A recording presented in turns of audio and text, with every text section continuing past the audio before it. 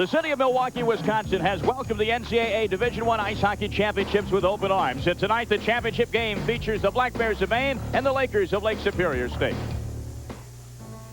Freshman Paul Correa, the nation's leading scorer, has paced the Black Bears of Maine to a record 41 wins this season. One more victory would bring them their first ever national championship. He does so many different little things. I've never seen the spinorama move he can do. I've never seen a guy handle the puck in his skates the way he can. I've never seen a guy seize the moment the way he can. And I don't know if I've ever seen a guy so focused and so in control of himself emotionally. Paul Correa played well on Thursday against Michigan, but the hero in overtime was defenseman Lee Saunders with this goal, sending the Black Bears into their first ever title game. Lake Superior State is gunning for its second national championship in a row. Last year this time, at the Knickerbocker Arena in Albany, Lake State was beating Wisconsin by a score of 5-3. Lake Superior State is gunning for 3 titles in the past 5 seasons. From the Bradley Center in Milwaukee, Wisconsin, it's hockey's national championship game on ESPN. The game has been a total sellout for 11 months, and tonight a crowd of over 18,000 will be inside the beautiful Bradley Center to see who will win the crown as the champions of Division I Ice Hockey in the NCAA. A pleasant good evening to you, everyone. I'm Tom Mees. Let's take a quick look and see how Maine and Lake Superior State got to the pinnacle tonight. Lake State winning over Minnesota Duluth and Boston University in the semis on Thursday, while the University of Maine in their first title game ever, beating Minnesota in the Eastern Finals, defeating Michigan in a thriller on Thursday afternoon. Joining me on the analysis tonight will be Bob Norton. We've heard a lot about Paul Correa, the brilliant freshman for Maine, but he may not be the MVP of this Black Bear team. Well, I think the MVP is Jimmy Montgomery. He's 2 points short of 300 career points. Second team All-American, most valuable player of the Hockey East tournament. Just a marvelously gifted player, tremendous determination. Sean Walsh is the brilliant head coach of the Maine Black Bears. He talks about what his team has to do to defeat the defending national champion Lakers tonight.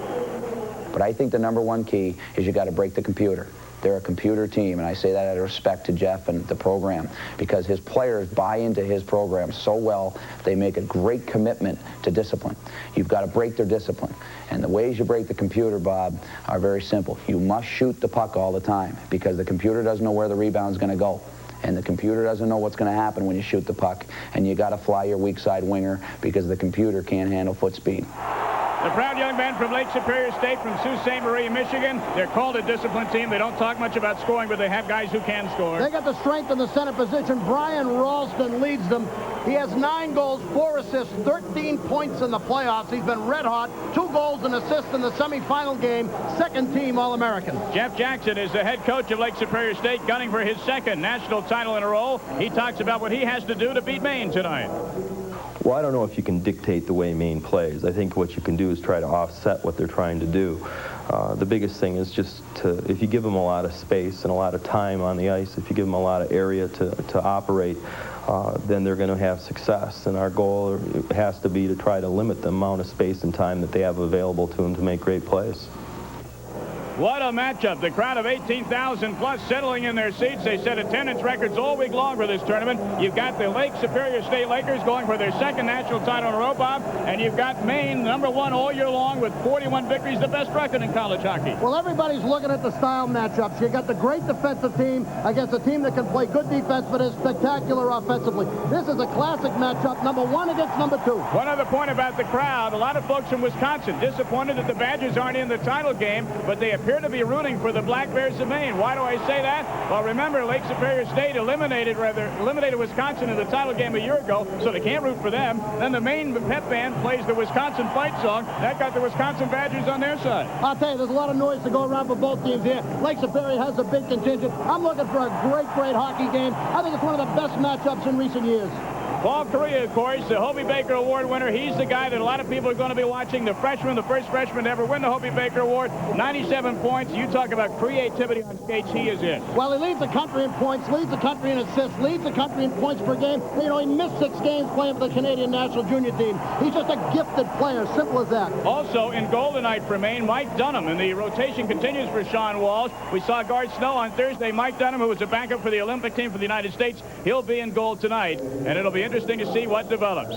Stay with us. It ought to be a heck of a night of college hockey action. Lake State and Maine for the whole ball of wax next on ESPN.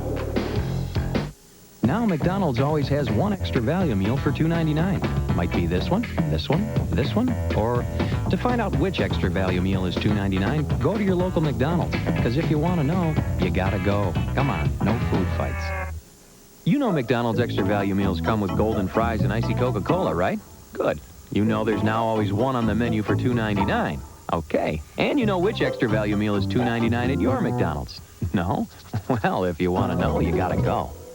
Settle down, settle down. Now, about this new guy with the mulching mower. We must protect the image of our community. Why can't he get a Toro recycler lawn more like the rest of them? His mulcher's not the same. It doesn't work like this Toro recycle. It can leave clumps and tall grass. It's an eyesore! I've seen this happen over in Oakdale last year. I'm calling my realtor. It's him. Toro Recycler Lawnmowers for a clean lawn, even in tall grass.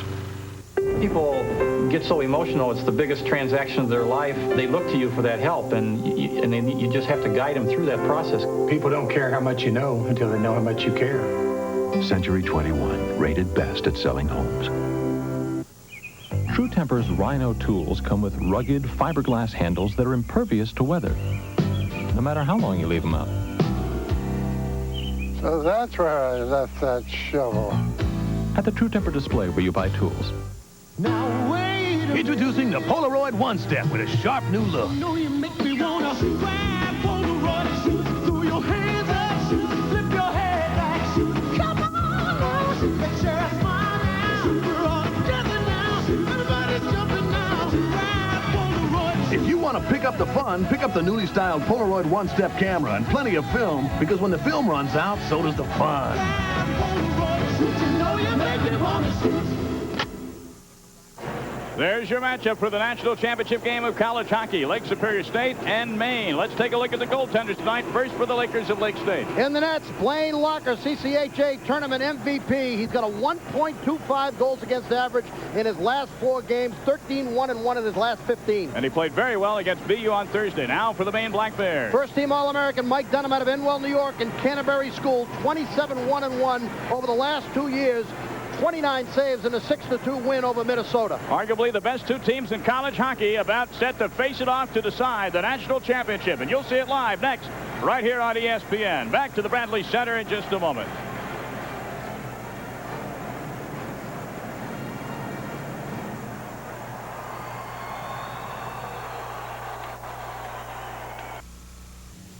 Used car shopper, yeah, we're talking to you. There's just one place to go, Village Subaru. You could shop 10 different dealerships and not see the selection you'll find at Village Subaru. And we're talking nothing but the best used cars and trucks. You don't want the hassle, we don't want the hassle. So only the used vehicles that meet the quality quota make it to our lot. And we've got a pricer who knows just one direction, down. Used car shopper, we're talking to you. This is the time, this is the place. We've got your wheels at Village Subaru, Hogan Road, Bangor. There's just no reason to go anywhere else.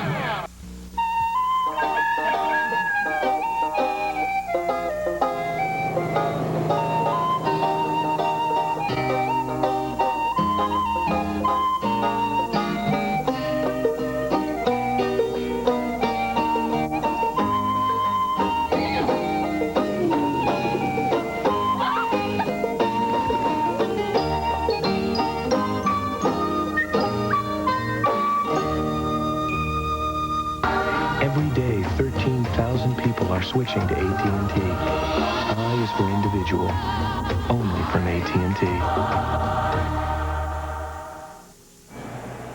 ESPN's presentation of the NCAA Division I Hockey Championship is brought to you by McDonald's. What you want is what you get at McDonald's today.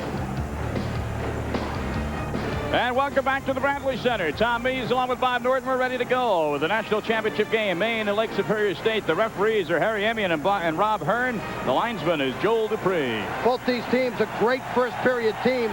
Maine has outscored its opponents 81-26 in the first period. Lake Superior 59-34. Jim Montgomery takes the opening faceoff for the University of Maine Black Bears, but back to counter for Lake State as Miller on defense bumps it back into the Maine zone. Dan Murphy is there for Maine, up along the boards. We're going to be saying that phrase a lot tonight, up along the boards, because that's where Lake Superior State makes their living. Well, I'll tell you, if the game is played along the board, if we're saying it that often, the tempo of the game is going to be determined by Lake Superior. If it's more center ice game, it's Maine's game. Here's Coach Jeff Jackson of Lake Superior, 98, 21, and 13 over his career. 3 straight CCHA playoff wins. Second trip to the final, CCHA Coach of the Year in 90-91. And there's Sean Walsh, the main man of the success at the University of Maine in his 9th season. Look at that, 249, 120, and 14. 7 consecutive NCAA appearances, 6 straight 30-win seasons, 202, 47, and 10 since 1987. That's pretty impressive. Benton and Rolston, the face-off to the right of Blaine Locker, and Lake Superior State controls it. This is Mike Morin back at his own corner along the boards, doesn't clear. Latendresse keeps it in. A score for Maine right out the bat. I believe it was Benton. 28 seconds into the game, and the Black Bears are on the board. What happens here is that Maine leaks inside the Lake Superior breakout. You see Latendresse turn the puck over, get it to Benton, one of the few Maine natives on this team. Number 16, Patrice Tardif, on the sideboards from Latendresse. Tardif, left shot, right by the dot, upstairs, inside the crossbar. Great shot, Patrice Tardif, 23rd goal of the season. So Tardif scores from Latendresse and Benton at 28 seconds, and it's 1-0 Maine. Play back on the face-off, ensuing face-off just seconds after that goal was scored. This is Morin with it now for Lake Superior State. And icing is the call, the face-off in the Lakers zone. In a championship game, a game for all the marbles, Bob, and you're scored against as Patrice Tardif scored just 28 seconds into the game. How does it affect Lake Superior State? I think style of the game-wise, it's the most important thing for Maine was to jump off to the lead. If they allowed Lake Superior to get a 2-goal jump as Michigan did, Lake Superior can take their superb defensive style, really put the screws in, and really play that style. So I thought it was crucially important in this game for Maine to jump off to the lead they have. Chris Ferraro controls the faceoff. Back to the point to Weinrich. His drive was wide to the right. Maine pressing early on to the Lake Superior State zone, already with the lead. Ferraro's centering pass goes awry, striking the stick of a defenseman. That was Chris Ferraro with it. Justin Tomberlin. Puck comes loose, and here comes Lake State breaking out of their own zone. 3-on-2. John Henry with it. Shot goes well wide in front of Dunham, the goaltender for Maine. Back behind the Maine net it goes. Balasevic is bumped off.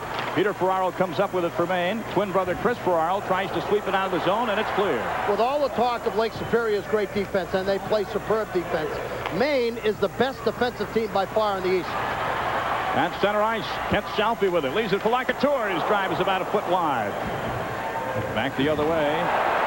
And buried into the boards for Lake Superior State was Dan Angelelli. He's just now getting up. Salpy with it as Angelelli tries to repay the compliment, and again he loses his balance. Mackes dumps it into the main zone, and backboard is Dan Murphy. If it's a racehorse up and down the ice game, that favors Maine. If it's a lot of play along the boards, that's going to favor Lake Superior. Both teams struggling to set tempo early. At center ice, little Ingraham. Ingraham to Montgomery. Correa on the left wing, breaking down the slot. Can't control the bouncing puck. Chris Imes dumps it back into the Lake State zone for Maine, and the Black Bears will go for a line change. Kurt Miller carries it up for Lake Superior State. Loose puck into the main zone. Miller with it. Miller trying to get around the defense. Miller in front, goes to the backhand and loses control. Had a nice opportunity there, couldn't control it. To center ice, Montgomery. Montgomery ahead for Pat Ingraham, and Ingram's drive is off the glass and into the crowd. Cal Ingraham off to the stick of the defenseman will have a face-off. Dangerous play to let have the puck at that spot. 46 goals on the season, #1 in the country. I'll tell you, Maine dodged the bullet there on that Martin back pass. Martin back passes it, but put it right on Miller's stick. Miller comes to the front of that little backhand shot, and Dunham makes a dandy save. Long pass here. Ingraham, remember, 46 goals on the season. Top of the circle. Late move right there, deflects the puck over the glass. But I'll tell you, Martin's got to be much more careful with the puck.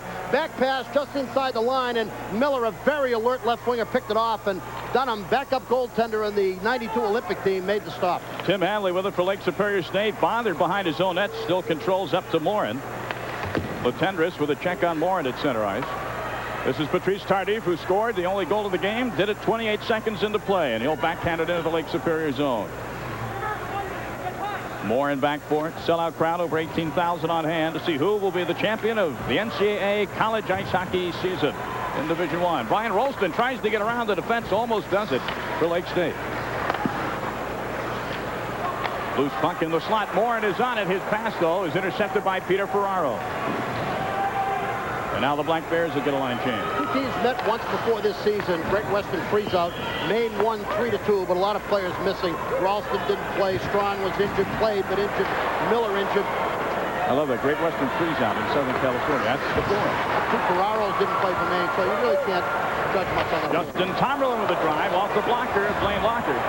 Tomberlin gets it again, looking to center, looking. Ferraro can't get to it. And back the other way, Lake Superior State. Beddoes tries to get around his man, Weinrich. Does so, but Murphy is there to cover up. Taken hard into the boards, no penalty. Ron Belicevic dumps it around the Maine net. Wetherell keeps it in. Bouncing puck in the slot. Those can be dangerous. Weinrich clears it for Maine. Martin did a nice job of defending in front as he had John Henry tied up. Chris Ferraro intercepts a clearing pass at center ice and dumps in for Maine. Lucky Tour back there, along with Southey. And the puck comes loose to center. Number 4 with it is Chris Imes, the All-American defenseman for the Black Bears. Kurt Miller goes for it. Southey buries him into the glass. Wow, the plexiglass shook on that one. Beddoes, the long pass is onside. Tries to center it for Miller coming down the slot, but Dunham is there in plenty of time. Could have a penalty here. Dean Hewlett getting physical with one of the Black Bear players. Play is stopped. And we'll see if any penalties are called. 15:10 left to go here in the first period. 1-0. The Maine Black Bears breaking out on top. No penalties, but we'll have plenty of action when we return to the Bradley Center in a moment. Broke construction. Lunchtime already. That's why my stomach is talking to me. I smell fries. I'm out, yo. Wait, James, bring me back a Big Mac extra value meal. Make that 2. I'm popping for Kiki. I can't exploit your manhood like that, my brother. And McDonald's prices exploit me. No, Chuck, I got it. Allow me. Could have been the Mickey D's and back by now, y'all. To make the most of your money, get a whole lot of the food you love in a McDonald's extra value meal. My treat. Lunch money. What you want is what you get at McDonald's today. Maine is up 1-0 on the goal by Patrice Tardif at 28 seconds. If you're viewing college hockey for the first time, remember the red line used for icing only. 2-line pass is allowed. Automatic icing is called. Ejection, if you fight, you're gone. And you can't freeze the puck except under severe circumstances. That's right, and Lake Superior will test that rule a number of times before the game is over. Once again, tempo so far favors Maine. They've made it sort of a wide open first period. Lake Superior would like to take the basketball equivalent, take the air out of the ball and slow this thing down a little bit. Matt Martin with it behind the Maine net. Played an excellent game against Michigan on Thursday afternoon. Montgomery loses his balance. He's been a superb player over the last third of the season. One of the top defensemen in the country in the last third. Kurt Miller buries Martin into the boards with an elbow. Andy Silverman from Maine in the corner with Hewlett. Puck comes loose to Martin. There's an example of playing the puck, not being allowed to freeze it. Play on, and the officials will exhort the young men to do just that. Montgomery's in the slot. He's got Correa. Can't get it to him on the doorstep. Montgomery picks it up again. Ingraham to Correa. Correa fights for possession. Lee Saunders at the blue line, knocked out of the way by big Kurt Miller, and the puck comes loose to center. Ingraham, wow! There goes Strawn. Wayne Strawn over the back of Ingraham at center ice. They all try to take a run at little Cal Ingraham at 5'4", but he has that sense that feel him coming, and that time he ducked and went right over the top to Strawn. The Lakers dump it in. Going for it in the corner is Tulare. Morin has it behind the Maine net, looking to center. His centering pass is cut off by Fenton. Still struggling for it. Morin again comes around, wants the wraparound. Dunham is out there. Brian Woolston tries to control for Lake Superior State. Morin in front. Dunham checks it away. So really not a serious scoring chance, although the puck spent a lot of time circling the Maine net. And right at the end of that series, Maine got a little race around as two players chased behind the goal line after the puck. That's not what they want to do. Puck dribbles in behind the Maine goal. It was touched by a Maine man in the zone, so no icing is called. And back come the Bears. Peter Ferraro avoids the check. This is Imes with it at center ice. He's got Tomberlin on left wing. Imes the shot. And Locker had to be quick on that save. Well, they're shooting the puck on net whenever they have a chance. That's clearly the message Sean Walsh is giving them. Get the puck on the net. Chris Ferraro, twin brothers, both drafted by the New York Rangers, members of this Maine Black Bear team. Peter Ferraro leaves it for Chris. This is Imes. Checking out the slot. Score!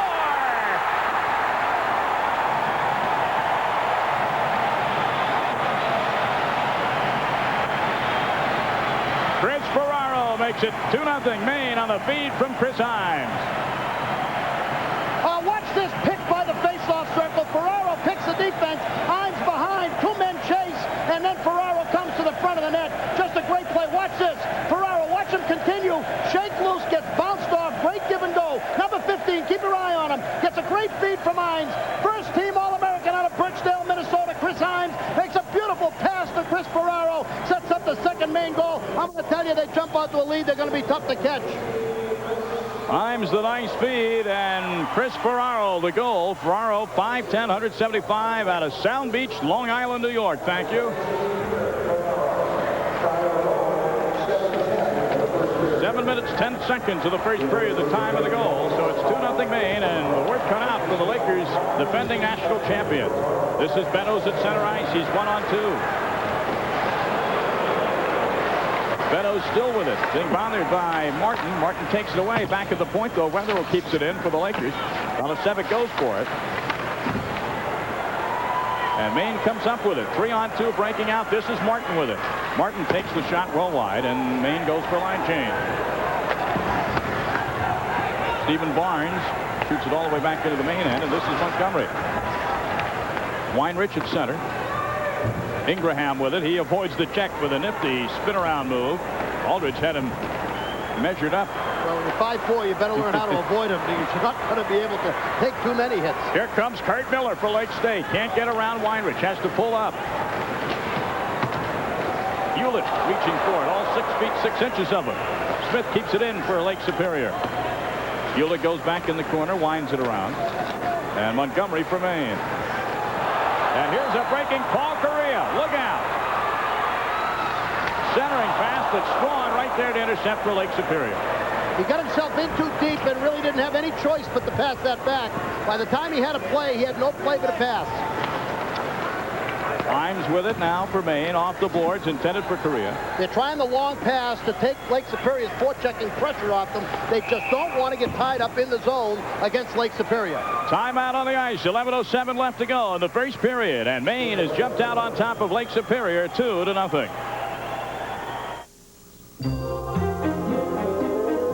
Too many businesses today leave their customers up in the air. But Allstate is different.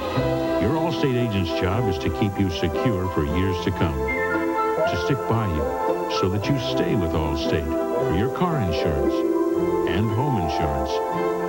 For years. For life. You're in good hands with Allstate. Black Bears leading Lake Superior State 2-0. A reminder, baseball season opens up on Monday. The first ever game for the Florida Marlins. The ageless Charlie Huff will take the hill against Darryl Strawberry and the Dodgers. 2 p.m. Eastern, 11 a.m. Pacific time. And later on Monday, our coverage continues with the Phillies at the Astrodome against the New York Astros. Terry Mulholland against Doug Drabeck. Astros spent a lot of money on free agents. We'll see if it'll pay off right from the beginning on ESPN. Major League Baseball covered like nowhere else here in your Total Sports Network. Back to play here at the Bradley Center in Milwaukee. 2-0 Maine leading Lake Superior State. College hockey's national title game. Tom Mees and Bob Norton with you on ESPN. Loose puck in the slot, covered up by Maine. And Patrice Tardif clears to center ice. Delayed offside is waved off. Lakers take it away momentarily, but Himes controls. The more Dunham can play the puck and prevent it from going behind the goal line, the more he'll take the forechecking pressure off from Lake Superior's forward. Latendresse in the zone. He's onside. He's 1-on-2. Cruises to the slot. Latendresse, the shot, the save by Locker. And Locker prevents a rebound. Oh, that's a big save by Blaine Locker. He'll hold it for the faceoff. Well, it's early on yet, but 3-0 would have been bad. Wilner goes down on the fake by Latendresse. Extremely clever player. And then Locker just stays with him, reaches over with the stick, and prevents Latendresse from stuffing it in on that front side. Mike Latendresse has had a superb year. 50 points this season coming in at tonight's game. From Montreal, Quebec. Montreal. He and Jimmy Montgomery both played their junior hockey in Montreal, both bilingual. Are they language majors, I wonder? No, they're not. They're both bilingual, and they're both very, very good English-speaking students. Ferraro controls the face-off. The blast to the point taken by Maine's Peter Ferraro, well wide. Puck behind the Lake Superior net. Chris Ferraro couldn't get to the centering pass of Tarvalin, and back it goes. Meadows with it for Lake State. Skates in. Splits the defense and gets it over to Balasek, and his shot is wide. That was not well played by Maine's defense. They played a little Alphonse and Gaston there right at the blue line and allowed Lake Superior to penetrate with a great scoring bid. Rob Balasek had an excellent scoring chance. Here's Meadows into the zone again. Circles at the point. No penalties yet in this game. 2-0 Maine on top. Stephen Barnes with it. The blast from the point in on Dunham, and he corrals the rebound. Nicely done by Dunham. Brad Wilner's shot was just laying there in front of him. Maine's in-zone defense the last 2 shifts has been very confused. And a whistle from the referee. We don't know if we have an indication of penalty. Looks like coincidental minors coming up to Maine and Lake State. Matt Martin will go in the box for Maine. I think Balasek is going off as well. Yep. I'll tell you, Maine just gets all confused in the defensive zone. You can see the coverage, 3 guys on the outside. Silverman, the defenseman, way out there. Dunham makes a save, and then he just makes a great save with the skate to keep that puck out of the net. Whenever you have 3 players out toward the blue line, including 1 defenseman, you're really in trouble in your own end, and you can see that right there. Mike Dunham, backup goaltender in the 1992 Olympic team. Prime candidate for the 94 Olympic team. We're in a 2-year cycle this time to sort of catch up to the Summer Olympics, but Dunham has been a great goaltender, as we said right at the beginning of this game. 27-1-1 over the last 2 seasons. Coincidental minor penalties to Balasek of Lake Superior State and Matt Martin of Maine. 2 minutes for roughing. Dunham had a tough Hockey East playoff. He got down 4-1 to Lowell, and early in the game, Sean Walsh yanked him, brought in Josh Snow, and Josh Snow played the rest of the game. Ingraham to Montgomery to Ingraham, and the save by Locker. What a nifty play. Cal Ingraham and Jim Montgomery worked for Blaine Locker, saved the day, and back comes Wayne Strawn. Strawn trying to get around the defense. Down the right wing, Montgomery there for Maine, behind his own net. Puck comes loose. Smith had it momentarily for Lake State. Back to center. Paul Correa at center ice. He's 1-on-3, so he'll hold up. Angelelli gets there before Ingraham, but Montgomery gets there to keep it in. Cal Ingraham, he's got Imes on the right point. Instead, he'll loft it to Correa. And back with it comes Lake Superior State. Intercepted by Dan Angelelli. This is Kurt Miller. Imes is really doing a job keeping Miller from getting around him. He's a great one-on-one player. He handles that kind of play as well as anybody in the country. Benton gives it to Correa. Back to Tardif. The shot never quite got through to Blaine Locker, and on top of it was Aldridge, and we have some tempers flaring in front of the Lake State net. Keith Aldridge, the defenseman, made sure that puck didn't get through. Well, this was a great chance for the University of Maine to put a third one up on the board, because the third man into the zone, Tardif not covered. This is Benton with the pass. This is Correa coming across the zone. There's a shot by Tardif. Watch the late play right there as Benton comes in to take another whack at it. Not covered, but Aldridge has it under the pads. Well, I tell you, Larkin makes a superb save here. Give and go. Montgomery to Ingraham. Backhand shot off the pad. What a stop. Oh, boy. That was marked 3-0. Great stop. Face off to the right of Blaine Locker. It is 2-0 Maine, leading Lake Superior State. Almost 12 minutes into the first period from a sold-out Bradley Center, Milwaukee. Championship game of college hockey. Latendrous behind the net, couldn't control. That was almost the way the play went last night, and the other night, rather, the uncalled goal Thursday night. We'll leave that alone. Yeah, we will, but it was the same kind of play. Puck is loose at center ice. You see now the referees will actually encourage the young men to play the puck. They will not blow the whistle and freeze it for a face-off. And eventually it comes loose. Hewlett with it. Hewlett being bothered at center ice by Patrice Tardif. Brad Wilner and Hanley on the defense for Lake State. Rolston trying to break in. Gets by Imes momentarily, but his centering pass had nobody home. Change of pace move there by Rolston. Fooled Imes. Peter and Chris Ferraro playing catch with the puck into the Lake State zone. An easy shot by Peter Ferraro. Gloved by Locker for the faceoff. 7:37 left in our first period. It is Maine 2, Lake Superior State nothing. Back to Milwaukee in a moment. What makes a mountain man a mountain man? Let's find out. Must a mountain man be a big burly guy with an axe? A man of steel? Must a mountain man even be a man? Actually, the only requirement is the right beer. Smooth bush beer or easy drinking bush light. So, head for the mountains and learn what makes the typical mountain man anything but. We're at the Bradley Center, Milwaukee, Wisconsin. Tom Mees and Bob Norton. Maine 2, Lake Superior nothing. The championship game of college hockey. You're watching. It is Patrice Tardif at 28 seconds to give Maine a quick 1-0 lead. Then at 7:10, Chris Ferraro from Chris Imes and Peter Ferraro. And it's a 2-0 Maine lead. I'm Tom Mees along with Bob Norton. Glad you could be with us for the championship game of the Division I men's ice hockey tournament. 18,000 plus on hand. A clear sellout. Been sold out for 11 months here in Milwaukee. Lake State, the defending national champions, down 2-0 early. Hendry down the slot, and Dunham has to slide. He saw that puck all the way. Peter Ferraro made a bad play right at the blue line, winding up for a slap shot, got it poked away from him. Peter Ferraro into the zone, checked off the puck unceremoniously, but very clean by Darren Wetherill. Physical defense for Lake Superior State. They're not afraid to throw the body. Neither team, both teams are very strong in one-on-one play in the defensive end. Lake Superior gives nothing to Maine, and Maine nothing to Lake Superior. Two of the top defensive teams in the country. You know, you don't get here by being lousy on defense. Martin Mercier, the Kent selfie, the drive, and closing the pads for the save is Blaine Locker, number 31 of the nets for Lake Superior.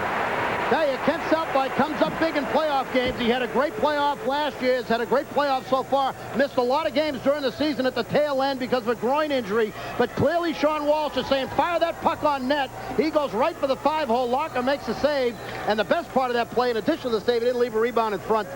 The old saying, 100% of the shots you don't take don't go in. Fire that puck. His dad, Jim Southby, coached at Pennsylvania and RPI. Was an outstanding college coach.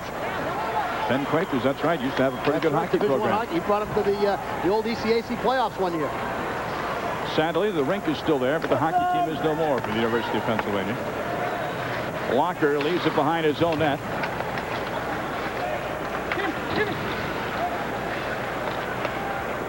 Scrum for possession. Mercier comes up with it, but on the stick of Hewlett for Lake Superior State. Hewlett and big Kurt Miller. Miller stays onside as Hewlett carries in. Gets around Silverman. Hewlett, the pass in the net is off the moorings. There'll be a whistle. Dunham was there to make the save anyway. Boy, Hewlett's reach is really something, and Miller combining. He just gives Andy Silverman a lot of trouble, and it happened in center ice. Silverman got a step behind, and now he's in real trouble. Look at the stick. He's got the stick between the legs, just trying to do anything to hold Hewlett out. No call there. Goal cage goes off, and well, I'll tell you, that's a real difficult situation to handle that guy. Reminder, ESPN's Emmy Award-winning Outside the Line series takes you to New Orleans for a behind-the-scenes peek at the NCAA basketball tournament. What do the players and coaches do all day? What has made this event one of the hottest tickets in sports?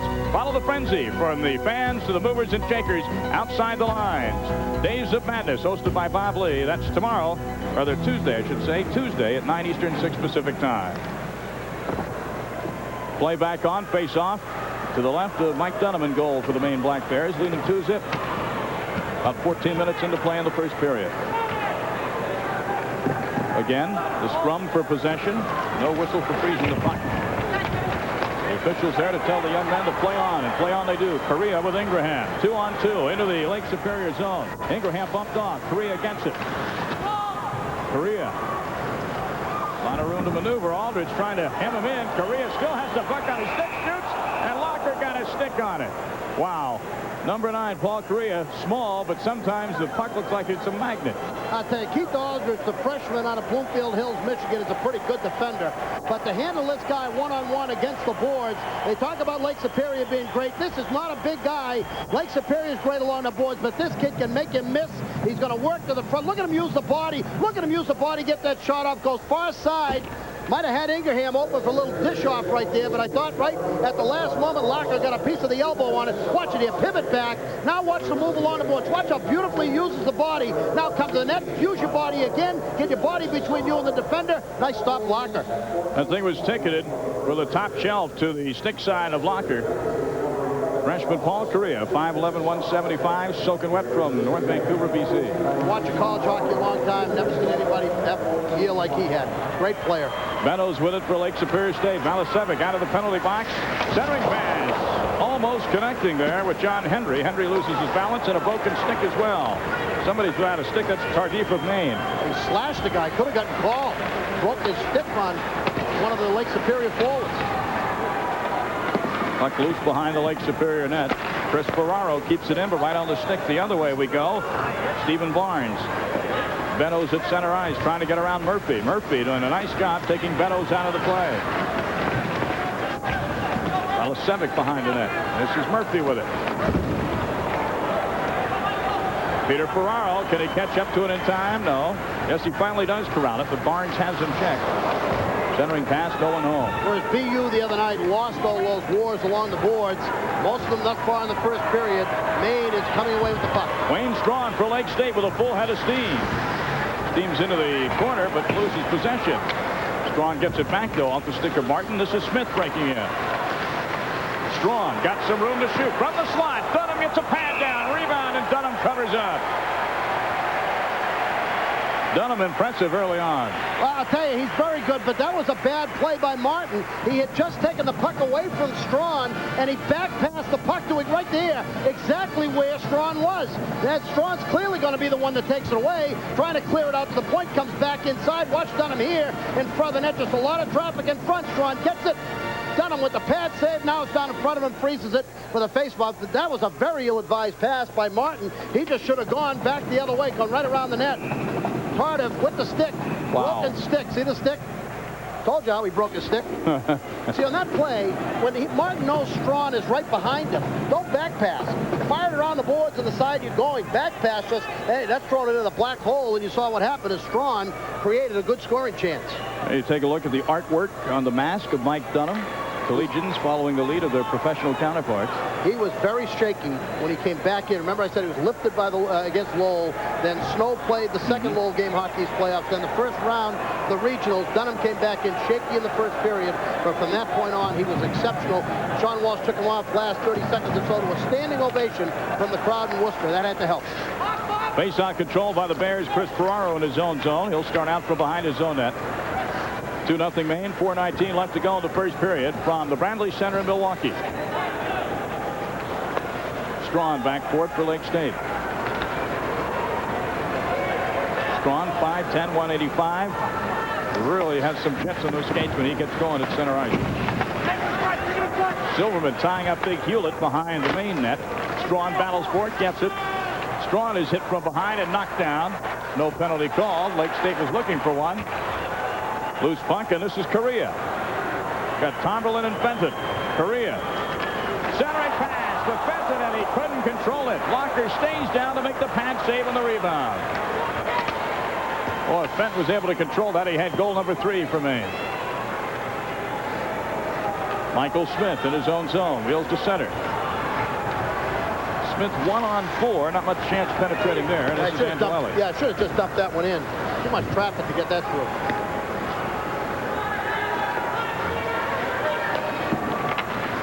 Smith tries to get out of his own zone again. Finally does so. Back for it is Lee Saunders, who scored the game winner in overtime against Michigan on Thursday afternoon. Now Maine got to the title game. In the slot. Score! Weinrich made the initial block. But Backus was there for the rebound, and Mike Backus has put Lake Superior State on the scoreboard. Lake Superior needed this one badly. Saunders has the puck, tries to clear it out of the zone, but right here on the left board, you can see Southby just have a lot of trouble getting that puck on his stick. Backus off the Weinrich block's going to pick it up and snap it just inside the far pole for the goal. Watch that puck come loose. There it is, inside that far pipe, and that was set up by Saunders' pass along the boards. Southby just had a lot of trouble getting that puck on the stick to try to clear it out. Was bumped on the forecheck by Lake Superior. Puck came loose in the middle. Big goal for Lake Superior. 2:58 remaining in the first period. Down 2-0. They score a goal to come within 1. Backus from Angelelli at 17:02. So the senior from the state of Michigan, Mike Backus, gets Lake State on the board, and that was a big goal for them heading in towards the locker room at the end of the first period. Here's Rolston, has it poke checked off his stick by Montgomery. Correa with it. Boy, Rolston had a head of steam if he got by Montgomery there. Let's see if this energizes the Lakers of Lake Superior State, going for their second title in a row. They beat Wisconsin last year in Albany. Stephen Barnes tried to hit Tulare on the fly. Instead, it's Maine back the other way. Cal Ingraham, and this is Correa with the puck. Centering pass in front. Montgomery. Ingraham fans on the rebound.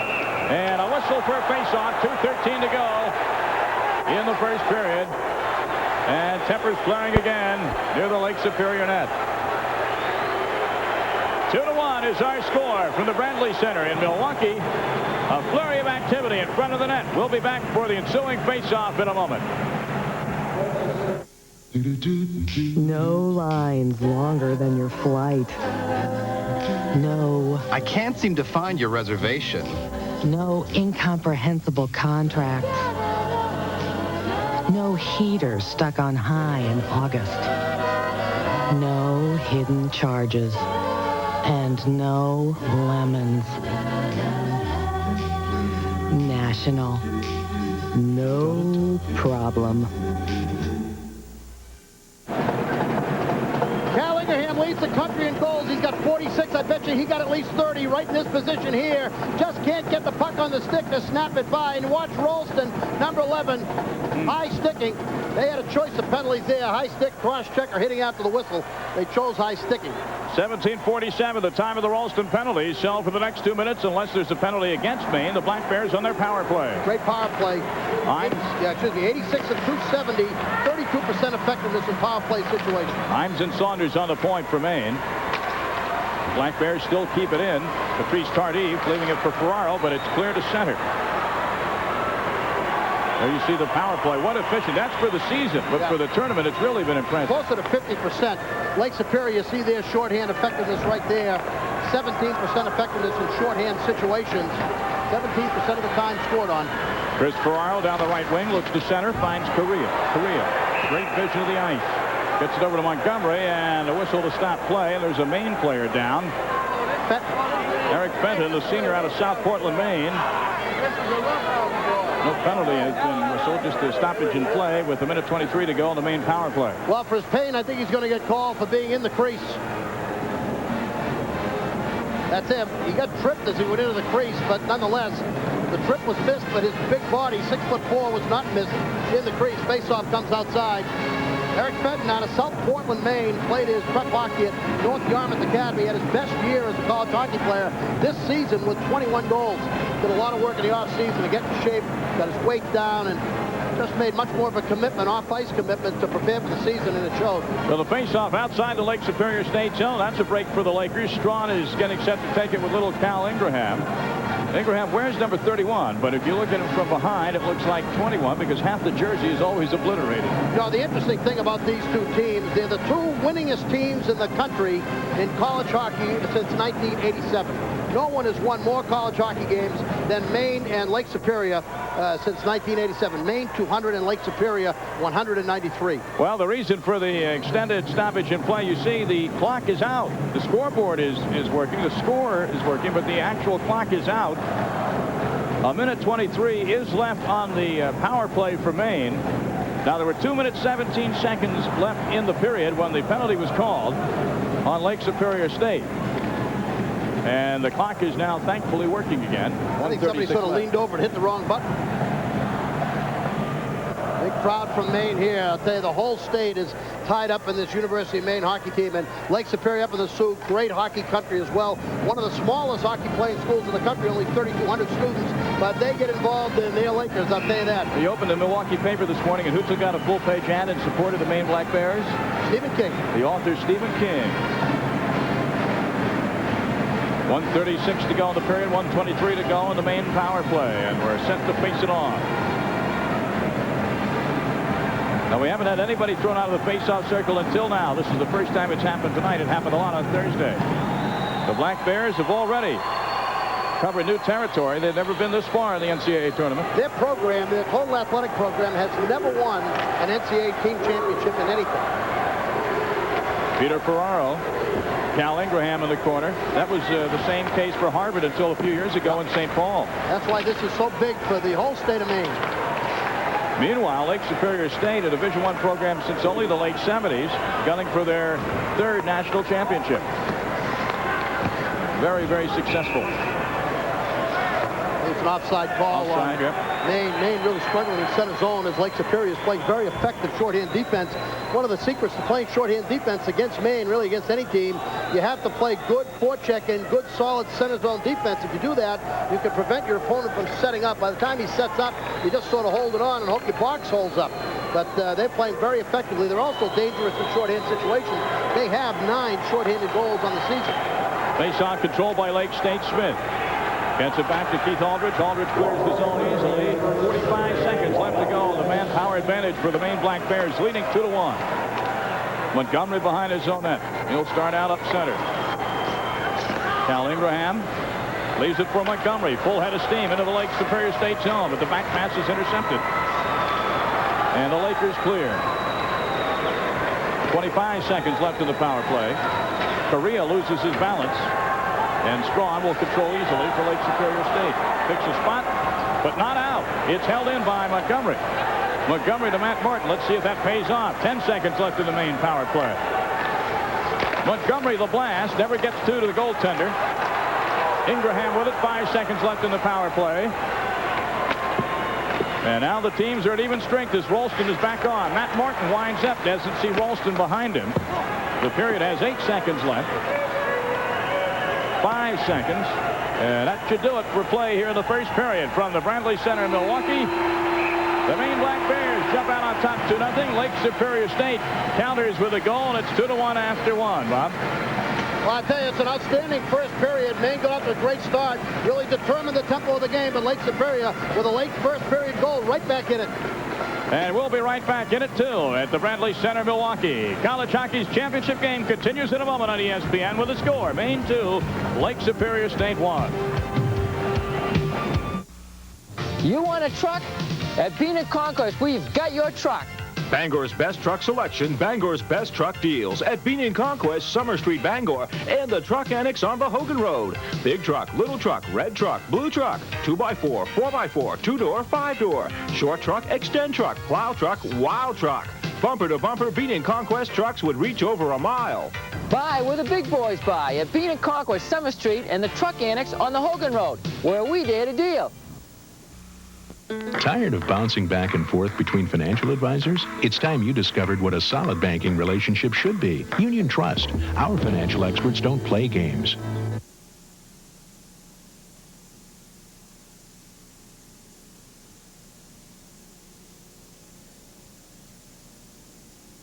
Tired of getting lost in the shuffle when it comes to your retirement plan?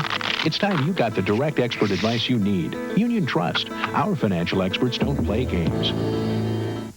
The Zamboni doing its work while the players and coaches regroup in the locker rooms. It's been an entertaining first period at the Bradley Center. Welcome back, Tom Mees, along with Bob Norton. Bob, Maine talked about dictating the pace of this game. They got out to a 2-0 lead, but I think a big goal by Backus for Lake State later on in the period. Well, Maine had trouble handling the puck on the breakout pass, and that's what Lake Superior does so well, is force the puck along the boards, and they turn right over there for a key goal. But I still think that the tempo of the game favors Maine. It has been an up and down the ice game for the most part this first period. Just a limited amount of time along the wood, and Lake Superior only 5 shots on goal in that first period. If Maine can continue to play that way, I think that the style of play and the tempo favors them, but Lake Superior is pretty good at taking advantage of offensive chances. Well, you mentioned the Bears using a lot of long passes off the boards to try and counteract Lake Superior State's defensive style. Has that worked in the first period? Well, I think that what they've done is they've tried some of the long passes, but they've been able to win the battles behind their own goal line and work the puck out of their own zone pretty effectively, except for that one time when they made a mistake, and you saw what happened when they made a mistake. They're trying to spread Lake Superior out, and the more success they have spreading them out and preventing that sideboards game, the better off their chances are. Well, the Maine Black Bears with 41 wins. That's a record-setting season. They've never been this far in their hockey lives, trying for their first title, but Lake State coming back with that goal by Backus to make it a 2-1 game after 1. We'll chronicle the awarding of hockey's Heisman Trophy, the Hobie Baker Award, when we return. For many, the search for the world's greatest tuna sandwich ends when they discover Subway's Tuna Sub right here at Subway. One taste of the combination of our famous fresh-baked bread, chunk-laid tuna, and any or all of our famous fresh-fixed fixins, and it'll hit you too. This sandwich is worthy of the title World's Greatest. And now it's an even bigger deal with a special $1.89 price. So come get hooked on the sandwich that's a tuna fish wish come true. The 6-inch Tuna Sub, $1.89 for a limited time at Subway. David Robinson, Take the time.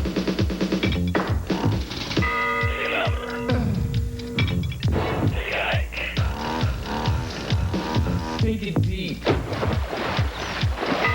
a breather. Take a shot. Take it all. Take a message. Take the time.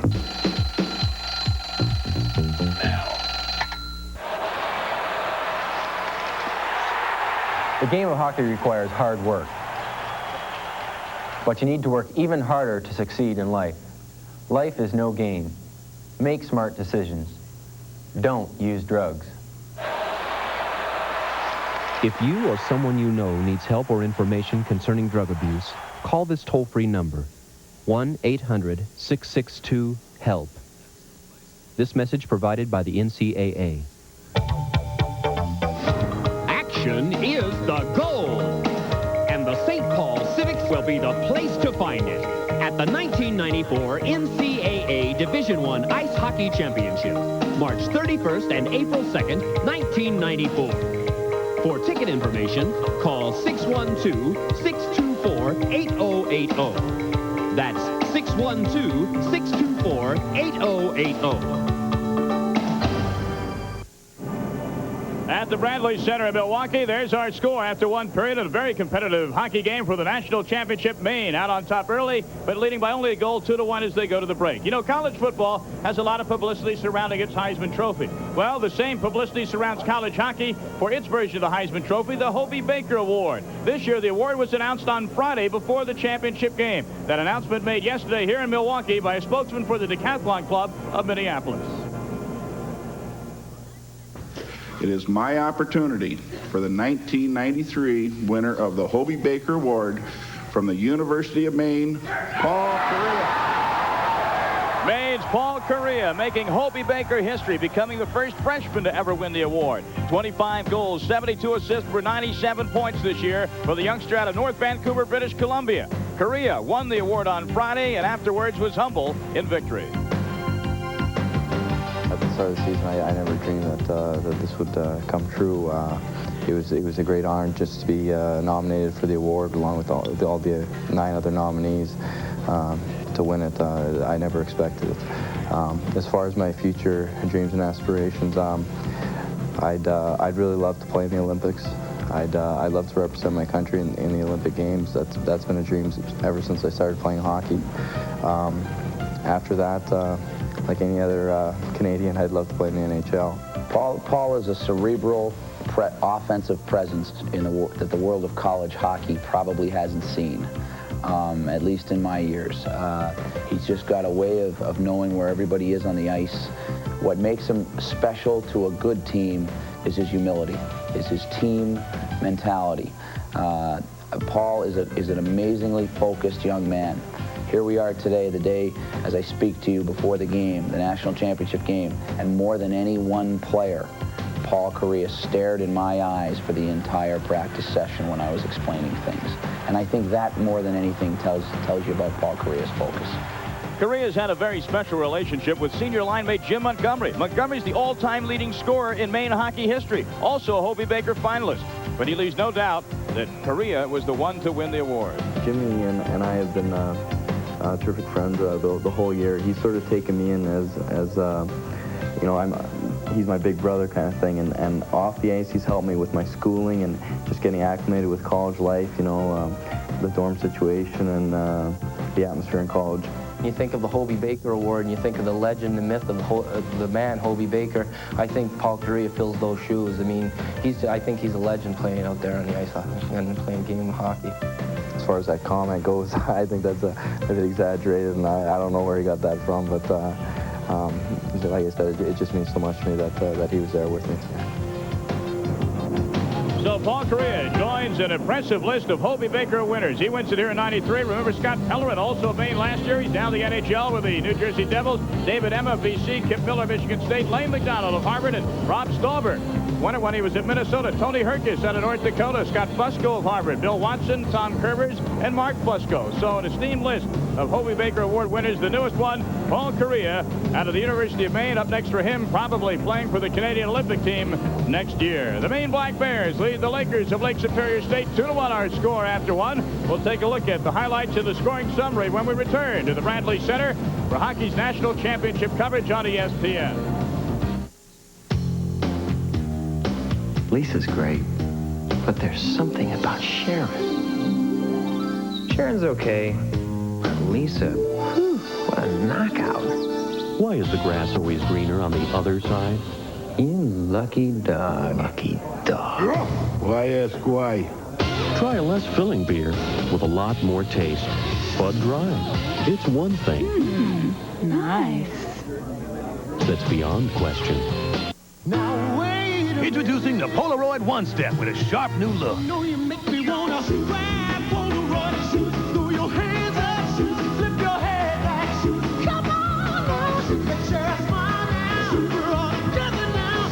Everybody's jumping now. Grab Polaroid. If you want to pick up the fun, pick up the newly styled Polaroid One Step camera and plenty of film, because when the film runs out, so does the fun. Grab Polaroid, shoot, you know you make me wanna shoot. Having a real estate license doesn't necessarily mean that you know how to sell real estate. You have to understand people. There isn't anything any school could teach you to make you care about people. That's got to come from the heart. Century 21, rated most knowledgeable in real estate. Too many businesses today leave their customers up in the air. But Allstate is different. Your Allstate agent's job is to keep you secure for years to come. To stick by you so that you stay with Allstate for your car insurance and home insurance for years, for life. You're in good hands with Allstate. Questions about pruning? Visit the True Temper Pruning Center where you buy tools. You'll find the perfect tool for any job, plus lots of helpful tips from the experts at True Temper on when and how to prune. Everything to help you do a better job.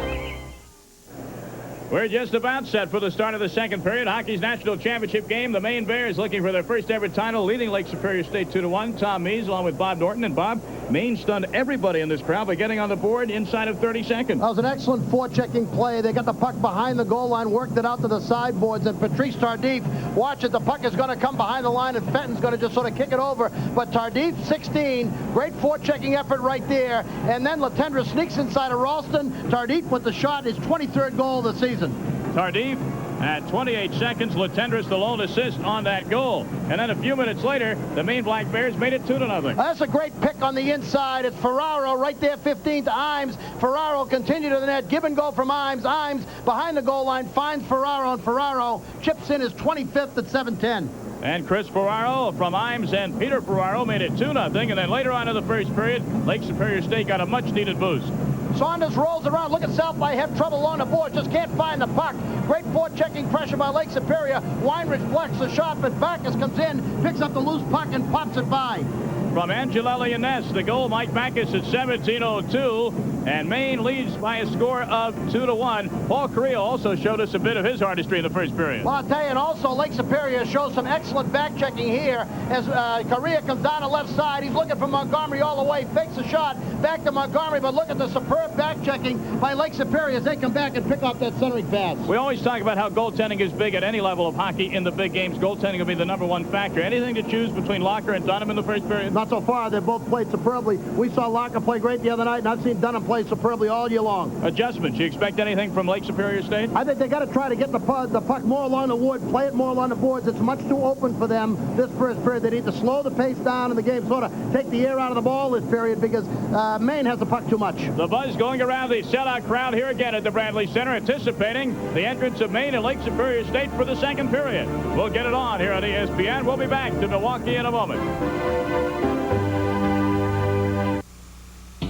You can't beat Bangor Chrysler Plymouth Dodge. For service, selection, and pricing, we've got it all. You can't beat the huge selection of Chryslers to choose from. You can't beat the great prices on Plymouth. And you can't beat the quality Dodge cars and trucks we have. Stop into Bangor Chrysler Plymouth Dodge and experience our unbeatable service.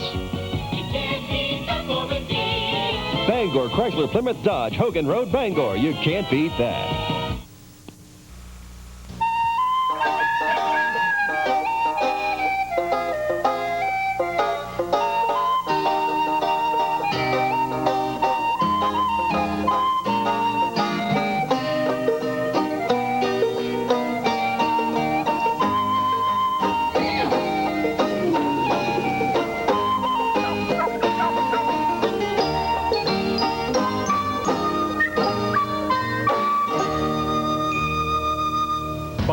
The rematch of two warriors. This time it's for the USBA Heavyweight Championship. Joe Hipp tries to repeat his victory over Kevin Ford. Top Rank Boxing, tonight at midnight Eastern, live on ESPN. College basketball's annual celebration is larger than the Final Four teams. ESPN takes you behind the scenes in New Orleans for the deals, the hopes, and the frenzy. Outside the Lines, Days of Madness, Tuesday at 9 Eastern on ESPN. ESPN's presentation of the NCAA Division I Hockey Championship is brought to you by Budweiser, the king of beers, who reminds you friends know when to say when. At the Bradley Center, Milwaukee. It's a great time if you're a hockey fan, especially a college hockey fan, because the best of the nation on view tonight. Maine and Lake Superior State just about ready for the face-off. Let's take a look at the stats while we have a moment. Shots on goal, 9-5 in favor of the Bears. That's very important for Maine because it indicates that they've got a wide-open game going. 9 shots. Lake Superior does a superb job of cutting down shots on goal, averaging less than 25 over the playoffs. So the Maine Black Bears, losers of only 1 game this season, winners of 41 games, and had a couple of ties thrown in for good measure. They're the champions of Hockey East in the regular season, also the champs in the Hockey East tournament, while out of the CCHA come the defending national champion Lakers. But there was one loss for Maine, ironically on their home ice. They led Boston U 6-2 midway through the game, but will pick it up tied. And your humble servant was right there in overtime when Michael Prendergast from Mike Farmichter put it away, coming back from a 6-2 deficit, and Maine sleptwalked through the last period and a half of that game. First goal went in off a Bavis skate, and it was downhill from there. Michael Prendergast from Michael Farmichter at BU, and that was it for losses for this Maine Black Bear team. Sean Walsh says, ironically, that may have been a good thing for his team. Wake-up call. Well, they haven't gone to sleep since because they haven't lost, have they? What will give tonight? That guy's a heck of a coach, I'll tell you. Mr. Jackson. Those guys do exactly what he wants them to do. And Sean Walsh and Jeff Jackson, by the way, best friends. They spent some time together over the summer trading secrets. Now here they are matching wits. I think a lot of that goes on in college hockey. A lot of these guys meet during the coaches' conventions and various forums that they're in, traveling around the country, and they do a lot of sharing. I think that as much sharing goes on in this sport as in any of the other sports. Strawn's line is out for Lake Superior State against Montgomery, and the face-off comes back into the main zone. Dan Murphy, along with Chris Imes on defense, opening the second period. Imes with it. Hewlett is back there forechecking. Kurt Miller trying to disrupt play and doing a good job of it along the board. So Hewlett and Miller both back there. You see the officials telling the youngsters to play the puck. Don't try and freeze it. Strawn being bounded by Montgomery. Hewlett and Imes having at it. Look at the reach of Hewlett. Miller overskated that fast. The first period is starting off the way Lake Superior wants. They like it like that, right against the boards, and play that kind of hockey, try to pop loose with the puck. Maine didn't allow much of that in the first period. Lake Superior started out right away in the second. Here comes Michael Smith, the defenseman, carrying into the main zone. Dumps it behind the net, nobody home. And Dan Murphy is there for Maine, gets it up to Montgomery. He's got Correa on his left wing. Now Correa crisscrosses to the slot. Ball Correa down the slot. Backhand shot is well wide, and he comes up with his own rebound. Matt Martin with it. A shot for the short side, and covering the post excellently is Blaine Locker. Martin, the defenseman on the right point, playing a little give and go with Correa. Correa cleverly moved the puck to Martin as he slid down to the inside. He's a left shot. Coming down from that right side, he had a good shooting chance, but went short side, and Locker was able to put the puck away. Face off to the left of Blaine Locker. Locker, a 6'1", 200-pound sophomore out of Medicine Hat, Alberta. Darren Madeley, two-time All-American, was the goaltender for Lake Superior in their national championship season last year. And Locker, the question mark coming into this season, answered all the questions early on and has been clearly the #1 goaltender, has played the bulk of the time in the net for the Lake Superior Lakers. Fenton will take the face-off with Ralston of Lake State. Fenton controls for Maine. Ralston is on him. Kicking at it. South Eye. But it's Morin for Lake Superior State. Tulare has a bounce off his stick. South Eye at center ice. Avoids the heavy check from Ralston. The South Eye is either giving heavy checks or getting them. Doesn't mind throwing that body around. Silverman's back pass doesn't clear the zone, but Patrice Tardif, who scored 28 seconds into the game, gives it to South Eye. South Eye into the Lake State zone. Is shot well wide. Never a threat on the net. Warren off the boards to Tulare at center ice.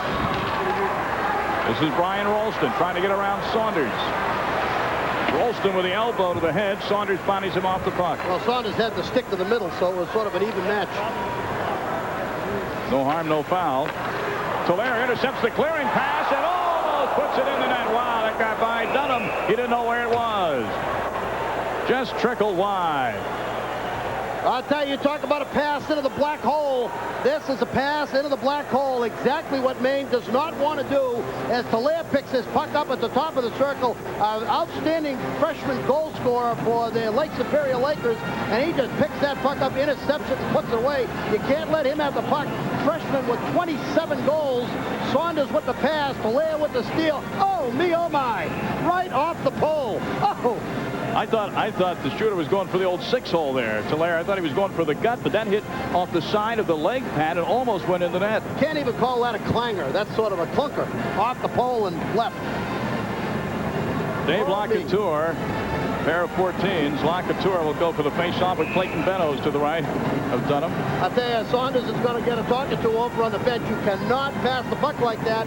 Lake Superior, similar to Maine, is superb in counterattack and transition, and Tulare just jumped on that one. Well, we've had one Black Bear thrown out of the face-off circle. Southby steps in. He controls it. Locouture up to center ice, and that is Mercier with it. He loses control, and Lake Superior State dumps into the main zone. Weinrich behind his own net. Henry bumps him off the puck. Locouture going in with Valasevic. Comes loose. Backhand attempt is blocked in front by Southby. That was Bennos with a backhand. Lake Superior doing more things the way they want to in this second period. Mercier, the pass off the boards. A lot of heavy hitting in front of the main bench. No penalties called. And now we have a whistle. As down in his own end is Locouture, and he tried to get up and fell down again. Big Dave Locouture took a wrap over by the sideboards, and as you said, he was like a fighter getting up off the canvas, went back down again, clearly hurt. Senior out of Natick, Massachusetts. Trainer comes out to lend a hand. You know, when he goes down, he's got to be hurt because he just doesn't go down easily. Right there. Oh, what a crunch. Oh, what a hit. John Henry, I believe, was the man who delivered the hard but clean hit. Locouture is up. The fans giving him a hand, and we'll be back at the Bradley Center in a moment. La la la la la la. La la la la la la. La la la la la la. Why is it always the same old story? Why ask why? Try a less filling beer with a lot more taste. Bud Dry. When it comes to a great beer, we wrote the book. Dave Locouture, 6'3", 210-pound senior out of Natick, Massachusetts, where his dad is the high school hockey coach. He had a brother that played for the University of New Hampshire a couple of years ago, and big, strong, hard-nosed guy, but boy, he got wrapped by Henry there. Michael Smith with a puck for Lake State. Shoots it out to center. Right back into the Lake Superior zone. Aldridge goes for it. Montgomery on his back. Aldridge whipping it around the boards, but Murphy keeps it in. The shot for the point is a stick save by Locker. Smith and Aldridge playing catch with it behind their own net. Bouncing puck at center. Correa tries to control, loses his balance. Murphy with it. Himes Off the board pass at center to Montgomery. It's onside. Jim Montgomery with a head of steam now pulls up. And a nice play by Michael Smith, who wasn't fooled.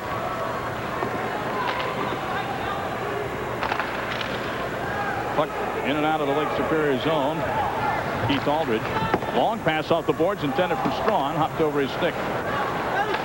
That was the kind of pass that Maine was trying to utilize in the first period. Strawn with it now. Tries to go to the backhand. Tries to center. And no dice. And here comes Maine out 3-on-2. Tardif with it on the right wing. Pulls up. He'll take the shot from there. In front, the save made by Blocker. And the rebound covered up by Aldridge. And now here's Strawn on the right wing, and a whistle. Hold everything. We can have a penalty against Lake Superior State. It's going to be on Hewlett for tripping Silverman in center ice. Number 25, Hewlett's going to go off for tripping. Tripping is the call at 3 minutes and 57 seconds. Let's take a look at that excellent save by Locker. 3-on-2 break. They have a good chance here. Tardif holds up, looks for something to open up. Deflection on the inside off Correa. Locker just holds his spot and makes the save on that transition play up the ice. He had a 3-on-3 break, and what happened was Hewlett trying to cut left to right, tripped Silverman, and Silverman went down. Hewlett off for 2 minutes for tripping. Second time tonight, the Maine Black Bears will be on the power play. First time was with about 2 minutes and change left in the first period. Excellent job by Lake Superior on that first power play, and where they did the excellent job, Tom, was on forecheck, but particularly in the center zone of the ice. They just didn't let Maine move through that ice with the 3-on-2 strength that they like to do. Maine likes to rush at you with a man advantage. If you can stop that, you really put a damper in their attack on power play. Face off just to the center ice of the Maine zone. Lake State dumps it in. There you see the Bears 0 for 1 on their lone power play chance this evening, but their power play has been hot, especially in the postseason. Chris Himes carries out of his own zone. Dumps it into the corner. The chase is on. Timberland after it. Ferraro after it. Blocker behind his own net. Saunders, it's on the shelf there. He tries to keep it in the zone. Can't do it. It's an extra wide shelf. Probably about an inch more than the dash or the boards, the width of the boards in most rinks. Himes with it again. Center ice, Chris Ferraro.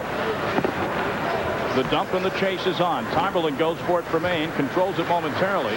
Meadows tries to take it away. Back to Montgomery at the point. His pass misconnects intended for Ferraro. Matt Martin at the point.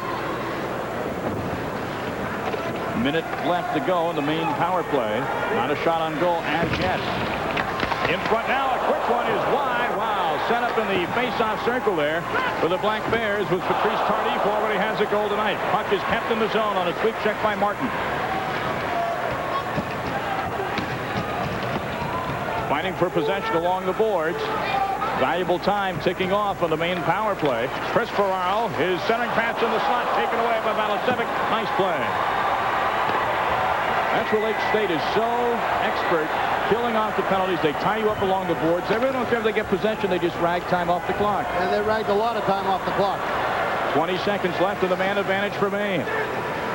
Correa can't control it.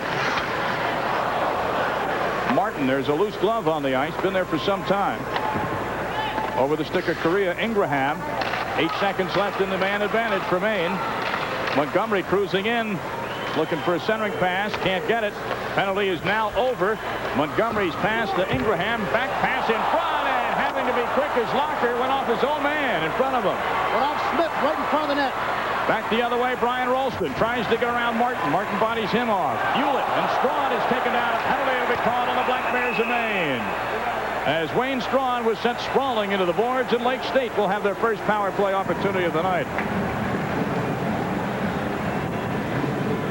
Great chance right here. Watch Ingraham center the puck, and watch number 5, Smith, just deflects right off his body. Locker alertly makes the save. Now it comes back the other way. Keep your eye on number 18. Right in the picture there, 18. He's going to be the penalty. Coming back inside. Watch him. He's reaching off, stops skating, puts the hook on, gets the call. 2 minutes for hooking the call. At 6 minutes and 14 seconds on Fenton. The reason he got the penalty, you can see it clearly on the replay. He stopped skating and reached out with the stick. Anytime you stop skating and reach out with the stick on the back check, you're getting yourself in a pickle. Maine heavily in favor of the shots on goal, 14-6. But let's see what the Lakers of Lake Superior State can do now on the power play. 59 of 251, 24% of the time they score. Maine, 21 shorthanded goals. School record. Still a fight for possession after the faceoff. You see the power play percentages for the Lakers. And Chris Ferraro looked like Robin Yount on a single to center, just whacking that puck to center ice. A line drive it was. Appropriate with the baseball season opening up Monday here on ESPN. Imes around the net. Valasevic backs it back. Morin is fighting for it along with Sean Tolaire.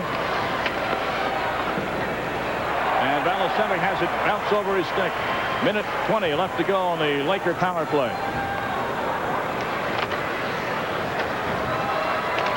Rolston double team. Beddoes picks up the loose puck. He shoots. He scores!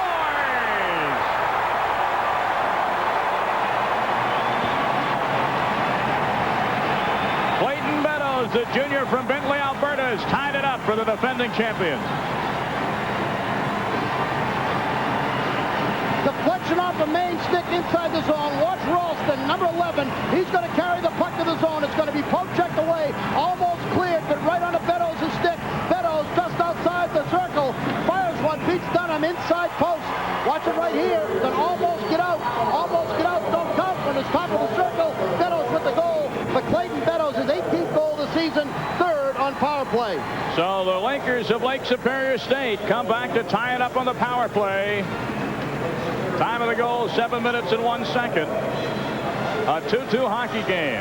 Shots on goal are 2-1 in favor of Maine, but the only stat that really counts is dead even. Lake Superior State carrying into the zone. Tim Hanley off the ensuing faceoff. Leaves it for Hewlett behind the net. He and Kurt Miller. Loose puck just laying there in the faceoff circle. Brad Wilner closes in from the point, dumps it around the net. Strawn is back there. A lot of heavy hitting behind the main net. Loose puck picked up by Latendresse. He'll skate it out of the zone himself. This is Patrice Tardif. He's got Latendresse cruising down the slot. Latendresse can't control the centering pass. What a pass by Tardif. He just couldn't control it. Wow, what a burst of speed by Latendresse. Back the other way to the main zone. Saunders doesn't have a skate, so he'll have to grab Strawn. Strawn keeps control. Looking to center right in front of Dunham. Puck is still loose, and Ferraro comes up with it. Can't clear. The Lakers really energized after that goal. A new stride in their step. Yeah, Saunders broke his stick, had to get rid of it, and he was without a stick for a moment or two in the zone. Puck dances into the main zone. Backboard is Weinrich. He fans on it. Morin is back there. Rolston wasn't in the slot to accept the pass. This is Tolaire with it. Back and forth behind the net. Sean Tolaire, the sophomore out of, the freshman out of Winnipeg. A trip at center ice. No, says the referee. Maine fans wanted a penalty, didn't get it.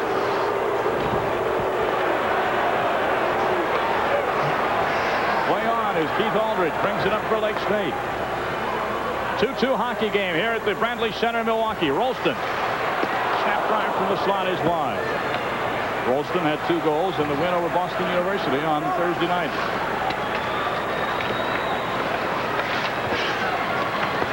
Rolston really tied up behind the net. Gets up. Still can't control. Morin is there to pick it up. It's like a wrestling match behind the net. Well, again, the second period, more to Lake Superior's liking, and it started off that way, Tom, right at the beginning of the period. Lake Superior has been able to really dominate the period and to determine the tempo at which the game's been played. That's why they've got the goal without. Loose puck in the Lake State zone. Montgomery. Oh, he could have shot. He tried to hit Correa instead. I'd like to have that one back. Oh, my. He was in perfect position to snap one off in the slot. Sometimes you can be too unselfish. 10:23 left here in the second period. We're tied at 2. Winner wins the NCAA Hockey Championship. Loose puck at center. Silverman of Maine brings it into the Lake State zone. Looking to center for Correa. Over his stick. Matt Martin at the point. Can't control. And back the other way comes Valasevic. Valasevic's in the save made by Dunham. There's a loose stick to the left of Dunham. Let's hope it doesn't get in the way of the play. Barnes in front. He goes to the backhand. Dunham is there to block off the centering pass. Henry in the slot. Still loose. And back comes Maine with it. For a second, Ingraham can't clear the zone. Now to center. Wow. What action in the main zone. Black Bears fortunate there that Lake State couldn't snap off. They had to get the pass on the backhand. Almost got it back onto the forehand to dip it in. Wetherill around the boards, but Maine keeps it in. Wetherill picks it up, though, for the Lakers, and here they come. This is Backus. He scored the Lake Superior State first goal of the evening. Barnes at the point for the Lakers. A penalty going to be called as Locker heads to the net. Delayed penalty on Maine.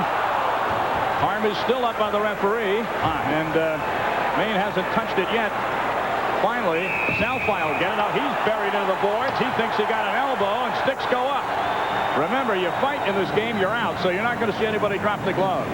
But it is physical. And you may see a liberal definition of fighting as well. 9 minutes and 6 seconds left to go in our second period, and the action is really heating up. There will be a penalty call on the University of Maine when we return. Hey, Hannon, lunch. Hey, all right. No. I mean, see what everybody wants. 2 cheeseburgers and quarter pounder with cheese. Large fries? Big Mac. Make it 2. Got it, kid. With McDonald's Extra Value Meals, you can order your favorite food by number. Served up fast, guaranteed. What you want is what you get at McDonald's today. Hannon, nice job. It's yours from now on. All right, Michael Latendresse gets a great feed right here. He just can't deflect this, redirect it over. Watch, it goes right over the top of the goalpost. Oh, over the top. Great redirection, but just couldn't get too much on it. This is Barnes. See him, he got it on the backhand, tried to bring it to the forehand. By that time, Dunham was able to get out, bother him, bring it back behind the goal line. Lake Superior on power play. I think it's Mercier. 2 minutes for tripping. 2 minutes for tripping. At 10:54. So Lake State has tied it up now. They're on the power play. I thought Weinrich was going to get one for holding as well. Lakers scored on their last power play to tie it at 2. Strawn fights for it. Montgomery sends it down the ice. Maine very much struggling defensively in their own end, losing a lot of the one-on-one battles in the second period. They didn't allow Lake Superior to put them in very many one-on-one battles in the first. Barnes is hurt. Barnes is hurt in the corner. He couldn't handle a pass from his own teammate. Now he's trying to shake it off. Didn't see how he got shaken up, and now he's back into the play. Kurt Miller skates in. Maine dumps out. 1:29 left to go and counting on the Laker power play. Smith behind his own net tries to set up a rush. This is Barnes. Kurt Miller goes to the corner with Matt Martin. Hewlett is back there. It's over his stick. Play along the boards, and out with it comes the Maine Black Bears. Murphy gets it into the Lake State zone. More time going off the penalty clock. A minute even left in the man advantage. Barnes tried to leave it for Miller. Salfai picked it up, and this is Ingraham. A 2-on-1 shorthanded. Cal Ingraham to Salfai. Just went wide. Set up perfectly. Back the other way we go. Benno's had it hop over his stick, and offside to call. These guys don't have 21 shorthanded goals by accident. They are always looking to go offense. Ingraham, Salfai pokes the puck loose just inside the line. Here comes Ingraham. Here comes Salfai. Number 5, second-team All-American Michael Smith in the middle. He moves on Ingraham. Ingraham dishes it over to Salfai, and Salfai just misses on that backhand redirect. Well, I bet you basketball fans thought you'd heard the last of Dick Vitale. Wrong again. The ESPN NCAA Slam Dunk and Three-Point Championship Sunday, 9:30 p.m., 6:30 p.m. on the West Coast. The three-point competition, the likes of Bobby Hurley and Calvin Cheney. The Slam Dunk competition will feature some of the nation's best leapers as well. 9:30 Eastern, 6:30 Pacific. Brad Nessler and Mr. Vitale. We used to be in the Bergen County Coaches Association together, you know. I remember him when he was a JV coach at East Rutherford High School, and I was coach at Bergen Catholic High School a long time ago. You got a word in edgewise with Vitale? I got more than one word in edgewise with him. Wow. He was the same then. One word in edgewise. That's what I got. That's about all you get. Did Dick have hair back then? No, he didn't. He looked exactly the same. Back to play here on the power play. Lake Superior State, only 25 seconds to go. Maine doing a good job clearing the zone. Excellent job, shorthand play. They have, once again, prevented Lake Superior from putting them up against the board. 15 seconds left. Latendresse intercepts the pass. He breaks in, he shoots, but Locker had the short side covered. 4 shorthanded goals by Latendresse in front alone. Latendresse again. He can't handle the pass. Dangerous time there for Lake State. Chris Ferraro fed a nice pass to Latendresse. He couldn't handle it. The penalty is up. The teams are 5 skaters aside. 7 minutes even left to go. Second period tied at 2. Tom Mees and Bob Norton from Milwaukee. Rolston with a drive. The pad save by the goaltender Dunham in the nets for Maine. Ryan Rolston Boston had it ticketed for the far side. Mercier with a drive. The save was made by Locker. The rebound over the stick of Mercier. And back to center ice we go. The oohs and ahs from the crowd of 18,000 plus. Matt Martin behind the main net. This is fun. Pretty good game. Unbelievable. Oh, boy. The two best in college hockey having at it before an appreciative crowd and a very knowledgeable crowd here in the state of Wisconsin. Backus and Martin go sliding into the boards. Andy Silverman tries to clear and takes a heavy hit. Backus centers. Peter Ferraro on it. Backus fighting for it. Ferraro now Lake State centering pass. Coming out to Hanley. His backhander across the slot. Nobody home. Martin Mercier off the glass and out. 6 minutes and counting in the second period. Dunham thought about playing that puck. He left it alone, though. Maine needs to change their defense. They're out there for a little bit of extra time, and they just need to get the puck out of the zone and not get pinned in. Mercier can't handle the chore that time. Keeping it in the zone is Lake State. The shot is taken, and Tolaire's shot is a save by Dunham. See, the defense has no legs. They're getting off now, but they were on really a shift too long. Now into the Lake State zone. Paul Correa. Correa looking. Montgomery and Correa playing catch with it. In the slot, Montgomery. His shot is high over the glass and into the crowd. 5:22 left to go in the second period. Here at Bradley Center, Milwaukee. Sean Walsh and his Maine Black Bears. Jeff Jackson and his Lakers tied at 2. No lines longer than your flight. No. I can't seem to find your reservation. No incomprehensible contracts. No heater stuck on high in August. No hidden charges. And no lemons. National. No problem. Hockey's national championship game in Milwaukee on ESPN. Tom Mees and Bob Norton. Bob, the scoring summary. 1-0. Tardif. Patrick Tardif is 23rd at 28 seconds from Latendresse. 2-0. Chris Ferraro. 25th at 7:10 from Chris Imes and Peter Ferraro. Backus is 8th at 17:02 from Angelelli, and Ness made it 2-1 Lake Superior. First period ended. Second period, Beddoes unassisted, 2-2.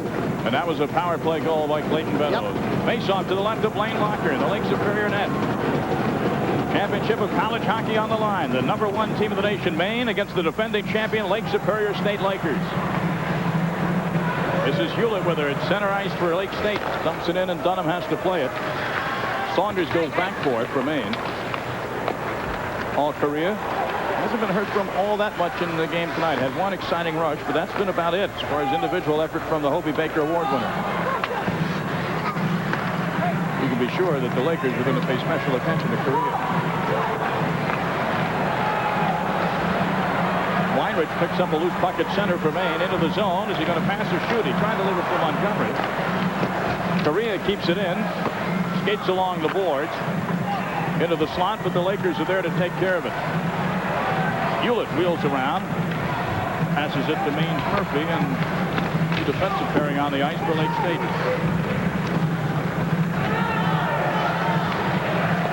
Hendry and Weinrich. Weinrich gets there for Maine, 4:23 and counting. In the second period, tied at 2. This is Hendry. Hendry in. Dunham makes the save. The rebound. Score!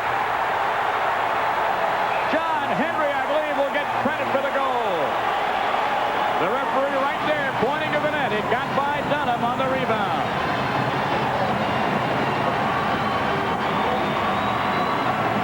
This is an excellent play along the boards, and Hendry is the beneficiary. Works so hard off Weinrich to come in. Looks like the play is over. Hendry stays with it, just flashes one back at the net.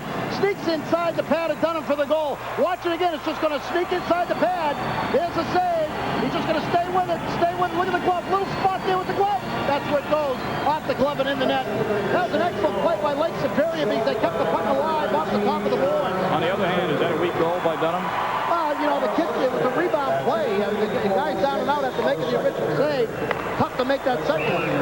In front, Locker has to make a save with the Black Bears on the doorstep with 4:01 remaining here in the second period. So 3 goals in a row for the defending champs from Sault Ste. Marie.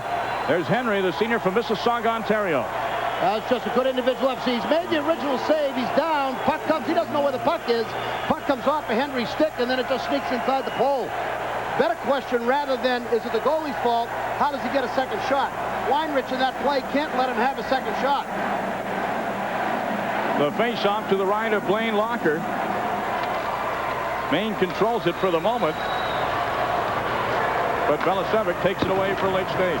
Boy, the Lakers have done a great job in changing tempo of this game here in the second period. You picked it up early, Bob, and you're right on the money there.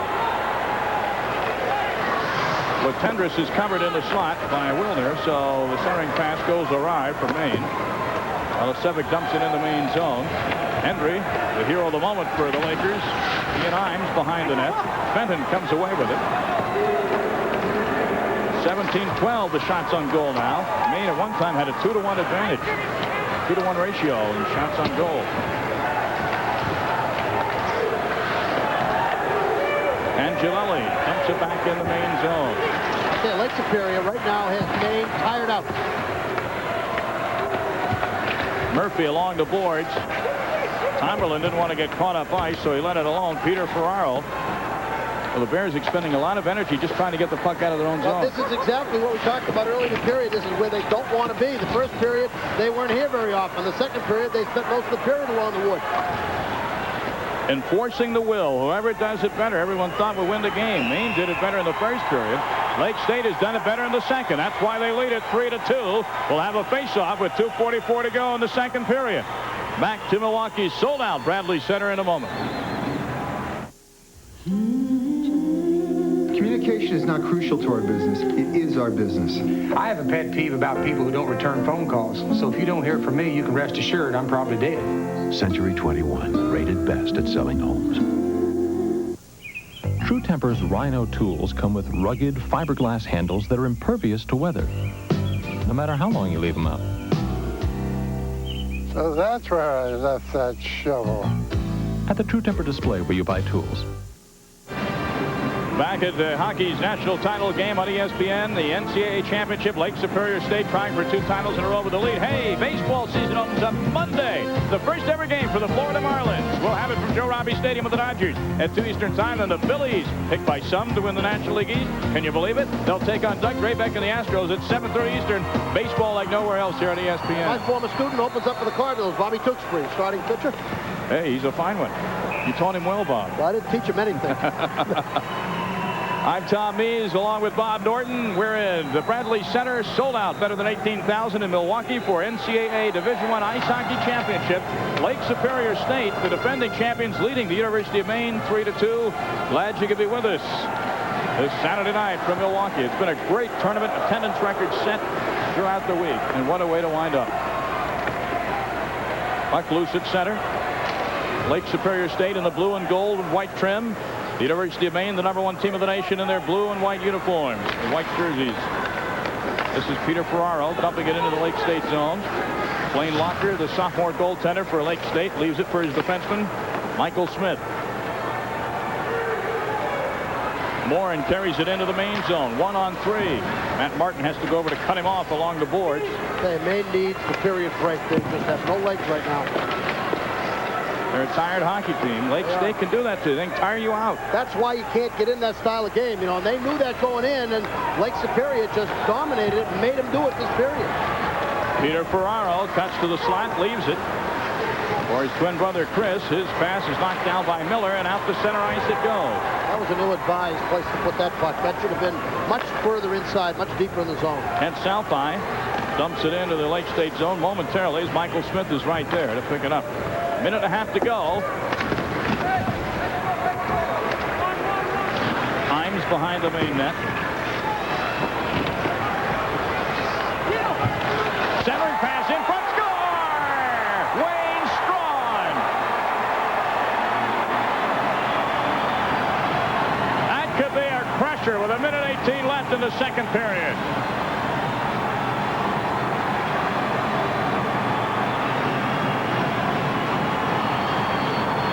Shaking his head. This is exactly what he didn't want to have happen. Imes along the boards, and you just see Lake Superior work that puck out.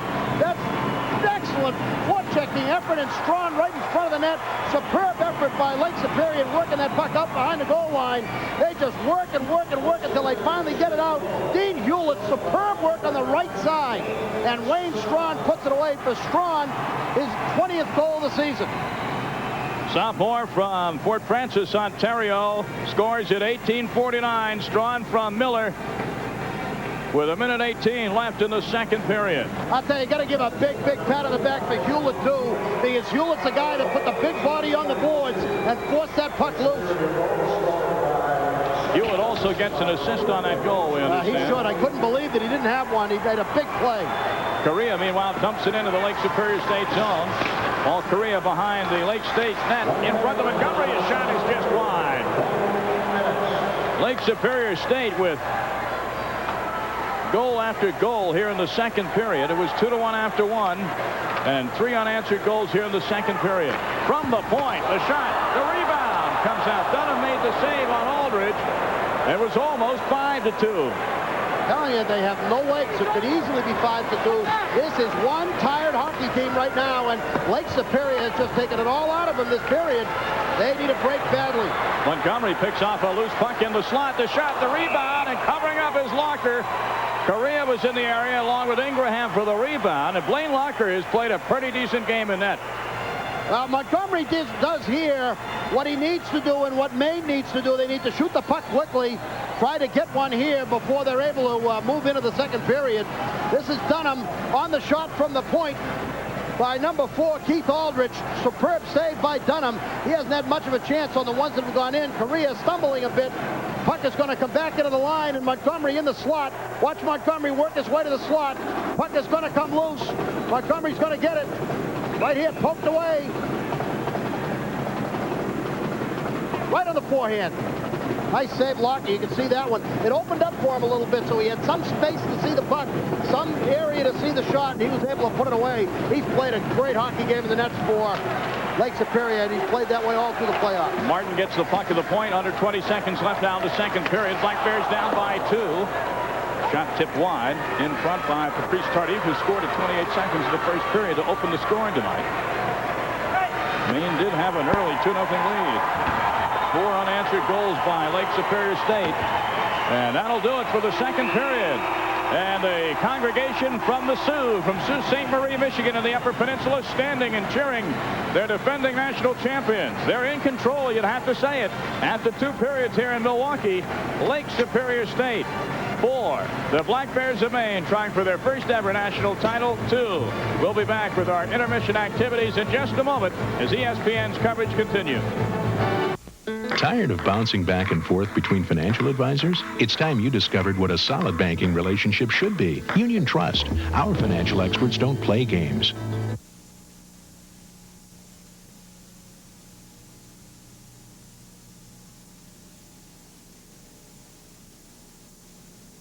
Tired of getting lost in the shuffle when it comes to your retirement plan? It's time you got the direct expert advice you need. Union Trust. Our financial experts don't play games. Why are more and more people coming to Town Auto? We think the answer is simple. Back to basics. We don't have a big overhead with a lot of glitter and glamour. We don't have any gimmicks. We don't play any games. And we don't use any additional dealer markup.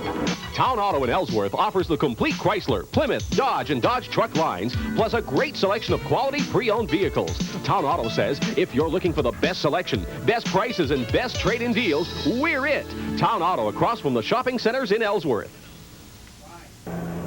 Well, we're between the second and third periods of hockey's national title game, and the defending champions are playing like it, at least in the second period. Lake Superior State is enforcing their will on Maine 4-2. We saw it early on, Bob, play along the boards the way Lake State likes it. Wide open first period. I'll tell you, Lake Superior laid a whooping on them in the second period and just took the starch right out of the legs. You know, I've never seen as tired a Maine team as I saw late in that second period, and you could just see another goal coming, and it did come. Gave them a 2-goal margin heading into the break. Now, they're tired, Maine is, but they do get the break here. They'll be fresh for the first few minutes of the third period, and I would think the early part of the third, without trying to get too panicky, very important for Maine. Well, this is a great hockey team with great offensive performance and tremendous character. They will whoop that period. They're down, but they're not out. This is a superb offensive team. They've got to open up the ice in the second period. Lake Superior is the best defensive team in the country. For those folks watching in Maine, you recall just a couple of days ago, Michigan held a 3-2 lead after 2 periods.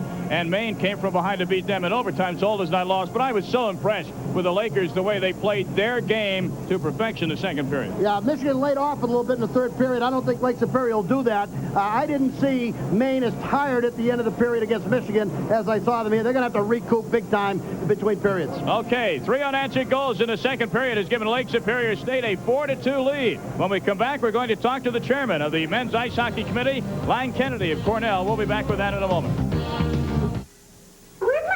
In just over a half hour, your family will disappear out the door. What do you fix for dinner? Well, if you're ready to go when I am.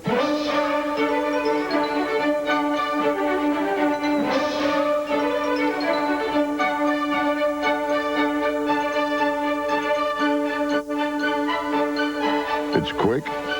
It's easy. Oh, I invited Bobby over. It's beef. Hey, Bobby, pull up a chair. It's what's for dinner.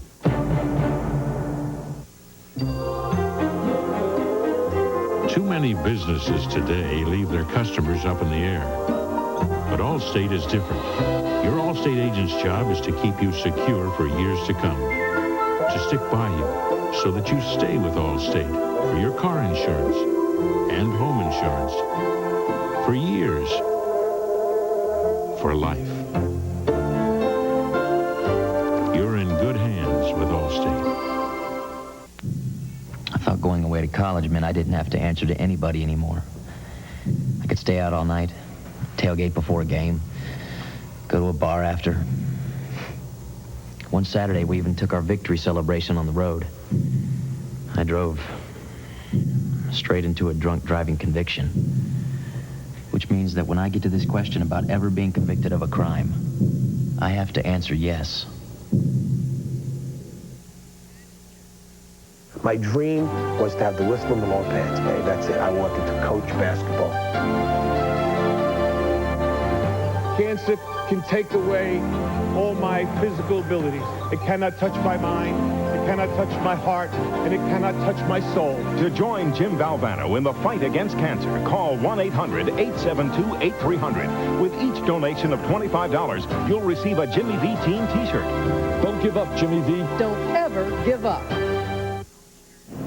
Back at a sold-out Bradley Center, Milwaukee, hockey's national title game. Lake Superior State, superior in that second period with 3 goals. They lead the Maine Black Bears, the #1 team in the nation, by a score of 4-2. I'm Tom Mees, joined by Lang Kennedy, athletic director at Cornell, but more importantly here tonight, chair of the Men's Ice Hockey Committee. Your last formal night as chair. You're finishing up your term. Congratulations. You come into the big buildings, you sell them out. Well, this is a great event. It's a great intercollegiate athletic event, and it's sort of the dream of our committee, you know, and I've watched it over the past 6 years to come to this kind of a major athletic event where you have a sold-out situation in a major athletic building with a team from Maine and a team from Lake Superior, seeing a great hockey game. This is a tremendous hockey game. Now, Lang, it used to be that these championships were held in small on-campus arenas because everybody figured, well, there's not that many people interested. You set attendance records here this week, over 18,000, 3 nights in a row. That's correct, and I've seen so many changes over the past 6 years, working with the committee in the last 3 years, chairing the committee, and to see the regional concept catching on and having a sold-out situation in Worcester last week, and last year in Albany where we had 4 Western teams coming into Albany and virtually a sold-out situation, and then coming back here to Milwaukee. It's just a tremendous national championship. Now, tickets for this championship game have been sold out for almost a year, 11 months to be exact. Next year we go back to the St. Paul area, the Civic Center, where they do a wonderful job. And if you're looking for tickets, that's the address, University of Minnesota Ticket Office. They're going to be hard to get, aren't they, those They're going to be really hard to get because around the hotel today and walking around the streets, it's just a gorgeous day here in Milwaukee. And it was a hard ticket to get. And talking to, having our committee meeting this afternoon and just talking about the championship and the wonderful job that the Milwaukee organizing groups have done here. Hockey Wisconsin, the University of Wisconsin, all working together, and the officials. This is, and I'm looking out here and seeing 18,000 people. It's truly a final night of our college hockey season, and it couldn't be better. We're going to take a look here graphically at some future sites for this championship. Next year, St. Paul, but back east in '95, and you can see in Cincinnati in '96. And I know that we'll sell out those buildings as well, right? I think so, and we met with all the future hosts yesterday and making plans, and our guidance to them is to start selling now, and their marketing people are all here this weekend taking a look at how it can be done and how it should be done and getting guidance and direction, and And what is happening, Tom, is that this tournament is creating a national following. And there are college hockey fans that are now ordering tickets and coming to these games and following the championship regardless of what team is in. That's evidence tonight in the appearance of the Wisconsin fans. Lang Kennedy, thank you so much for the work you've done over the years. You have a lot to be proud of. Thanks for being with us, and we'll see you along the road. Sure will, Tom. Thank you so much. Okay, our score after 2 periods here for the Bradley Center, Milwaukee. Lake Superior State leads Maine by a score of 4-2. We'll be back in a moment. A noble warrior advised, the art of protection springs from within. One must stay vigilant against one's unfragrant perspiration, lest one provoke a hostile response. Thus, a Norse ritual is Right Guard Sports Stick. An aromatic array of the freshest scents and maximum protection against disarming wetness. Confirming the wisdom, the best defense is not to offend. Right Guard Sports Stick. Anything less would be uncivilized. Final question, ladies. How would you save the planet? Tax credits for education. Aggressive environmental legislation. Which planet? Why do pageants still grate on a curve? Queen of the entire planet. Try a less filling beer with a lot more taste. Bud Dry. With a beer this different, What a surprise. it's no contest. Now wait a minute. Polaroid introduces new party film. You know you make me wanna grab Polaroid, throw your hands up, share a smile now. We're all together now. Come on, jumping now. Grab Polaroid. Nothing picks up a party like new Polaroid party film with colorful borders that develop right along with the pictures. So grab some party film and grab Polaroid, you know you make me wanna shoot. Construction. Lunchtime already. That's why my stomach is talking to me. I smell fries. I'm out, y'all. Wait, James, bring me back a Big Mac extra value meal. Make that two. I'm popping for Kiki. I can't exploit your manhood like that, my brother. And McDonald's prices exploit me. No, Chuck, I got it. Allow. Could have been the Mickey D's and back by now, y'all. To make the most of your money, get a whole lot of the food you love in a McDonald's extra value meal. My treat. Lunch money. What you want is what you get at McDonald's today.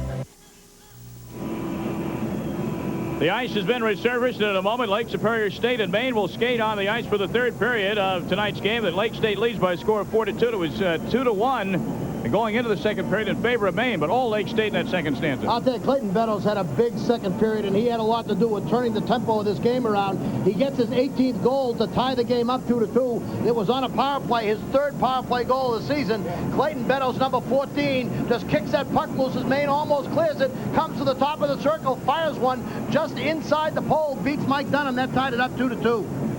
And the next time it was on the power play for Lake Superior State. He makes a great play here, Beddoes does. He knocks it off the shelf and kicks it right here to Henry. It would have been hand pass otherwise. Henry stays with it, then flips the backhander in, and Dunham's beaten just to the inside. I think it deflected off his gloves. But what a play by Beddoes. Had it been a hand pass, it would have been blown dead. Wayne Strawn, great effort from Hewlett. Watch Hewlett work the corner. Work and work and work. It's a 2-on-2 situation, but he works it away from Lockature in front to Strawn. Strawn all alone in front of the net, his 20th. Well, I tell you, the best thing that happened to Maine in that 2nd period was that it ended, and they get a chance to get their legs back, get their heads back in the game. Still a lot of hockey to be played, everyone. The 2 best teams having at it. Lake Superior State on top by 2. Back for the 3rd period in a moment. One of the features that is making Saturn so successful is happy customers. And what are they saying about Saturn? I was impressed with the amount of headroom and leg room and the comfort of the car. I enjoy driving the Saturn very much. It handles well. The seats are very comfortable. Am I satisfied with my Saturn? You bet I am. It's great to drive. That's the best part. Take it from Saturn owners. Saturn is a different kind of car, and Saturn of Bangor is a different kind of car company. Hogan Road, Bangor. If you want it hot, check out what we've got at Honda Suzuki World, Oakland, Maine. The red hot deal days are going on now on Honda motorcycles, ATVs, and dirt bikes. There's something for everyone. See Bottom Line Bunny for in-house financing, no destination or paperwork charges, plus a free complete first service. Come ride with us on a Honda from Honda Suzuki World, Oakland, Maine. Take exit 33 off I-95 to Oakland, then left onto Route 23 South.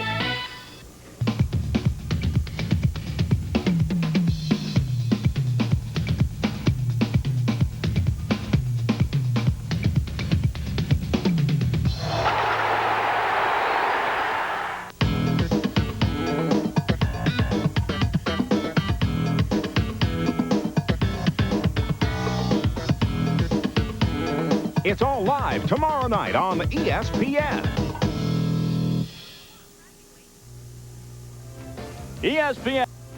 ESPN's presentation of the NCAA Division I Hockey Championship is brought to you by Subway, the place where fresh is the taste. On the shores of Lake Michigan, the Bradley Center in Milwaukee, Wisconsin, ready for the third period of hockey's national title game. Maine and Lake Superior State, and a change in the nets for the Maine Black Bears. Garth Snow at Mount St. Charles High School in Woonsocket, Rhode Island. Rentham, Massachusetts, 2.12 goals against average, a .913 save percentage. In the Hockey East semifinal game, Lowell was ahead of Maine 4-1. Dunham in the nets. Sean Walsh yanked Dunham, put Snow in, and they came back to win. There's a look at the stats for the second period. You can see the main stat, 3 goals to none in favor of Lake State. And it's a 4-2 hockey game. I don't think it's being guilty of overstating that the next goal is a big one either way for Maine. I just don't think that Maine's going to come back to the 3-goal deficit against a team that plays the way Lake Superior does. 2 goals is going to be tough enough. Patrice Tardif picks up a loose puck but can't control it. He is taken out of the ice, loses his stick, and is shaken up. No penalty call, but play is stopped to check on Patrice Tardif behind the Lake Superior net. A good question would be how a tripping call isn't made here, but let's watch it here. Tardif going to the net. That's a hold on the left arm. Oh, he just gets his knee. No, it wasn't a trip. Might have been a hold with the left arm, but he just got his knee in a bad spot. He went down in an awkward fashion. Yeah, watch right here. Tries to make a turn. Oh. Boy, that's getting himself in a bad spot. That's tough to look at. Tough to look at. Well, the trainer out. We're not going to speculate on where or how severe the injury is. We only know that Patrice Tardif is in some pain, and the trainer has to come out and look at him. Out of St. Methode, Quebec, he had a big year this year with 22 goals, 25 assists, 47 points. Came here highly regarded as a freshman. A little slow starting his college hockey career, but he had a superb year this season. These guys played earlier, as we said, in the tournament earlier in the season out in Los Angeles at the Forum, and Maine won a 3-2 game, but it was a tough one. Well, Lake Superior State gunning for their 3rd national championship tonight. Their first one came in 1988 at Lake Placid.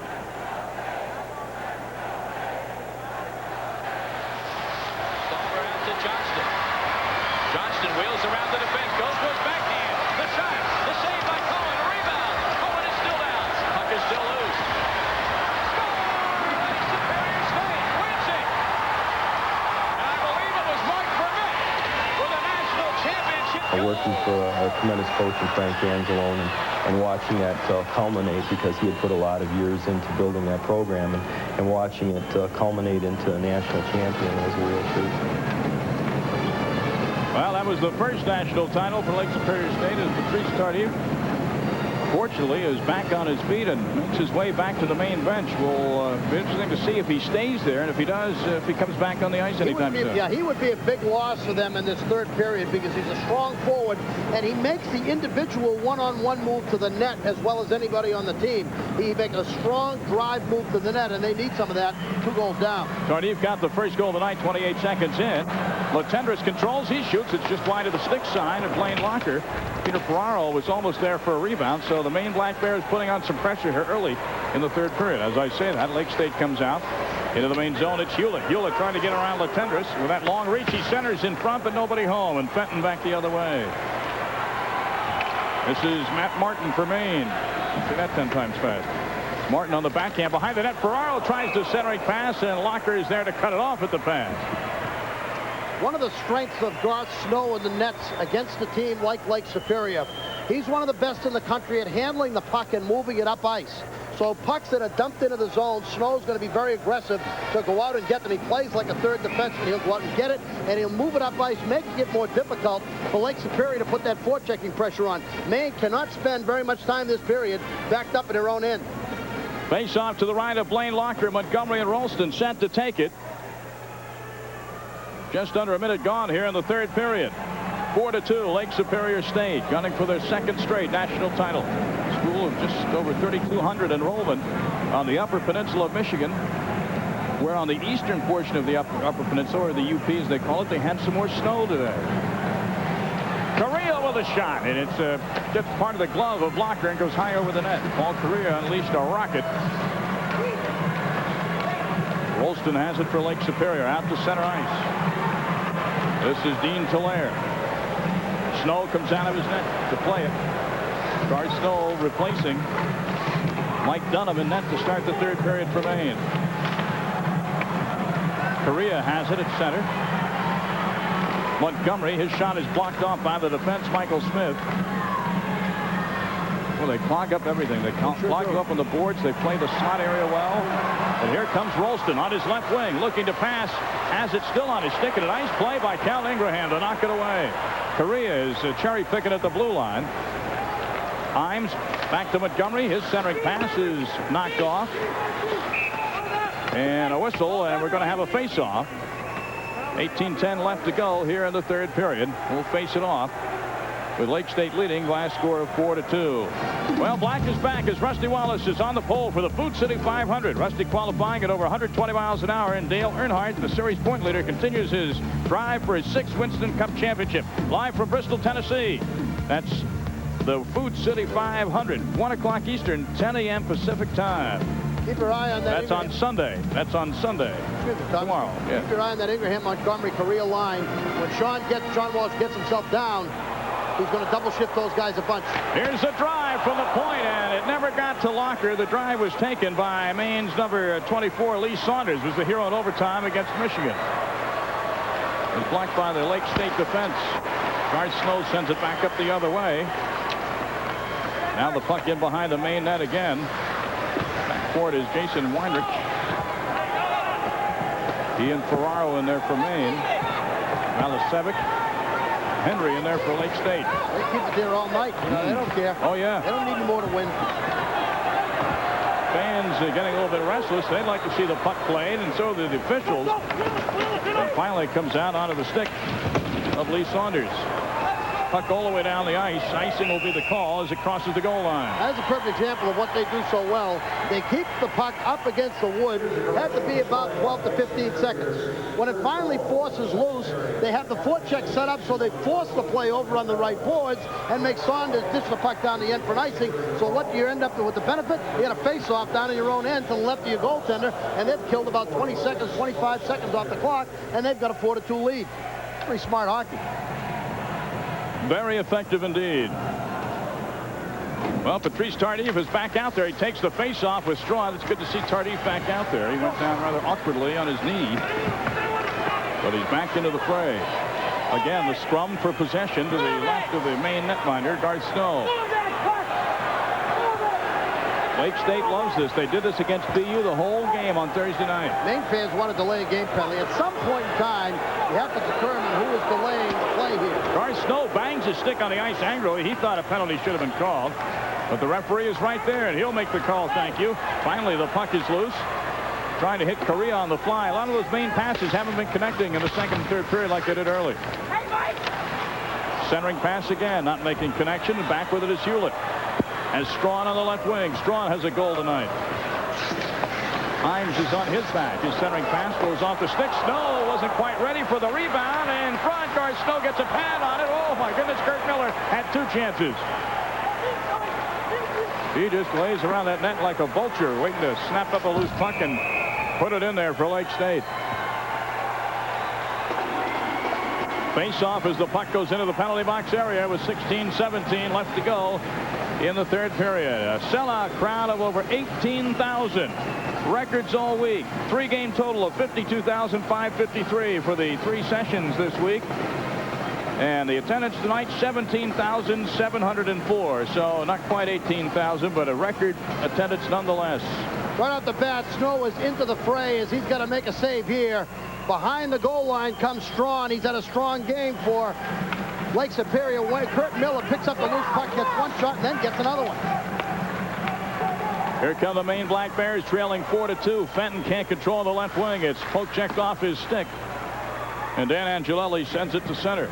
Saunders back the other way, but right on the stick of Angelelli. Back to Saunders. Angelelli lost the glove, picks it up. The shot, seeing it all the way, it was Locker. The shot by Fenton, an easy save. 15:51 left in regulation time. Lake Superior State 4, Maine 2. Hockey's national title game continues in a moment. People that first come to Subway are a little surprised we don't have sandwiches ready, just fresh bread. That's so you can see your sandwich being made and tell me if you like onions, tomatoes, or even hot peppers. I'm not a mind reader, and there's lots to choose from. If your sandwich looks as good as it tastes, that's because Subway has a training center where experts like Mr. Pilchin teaches the art of making beautiful sandwiches.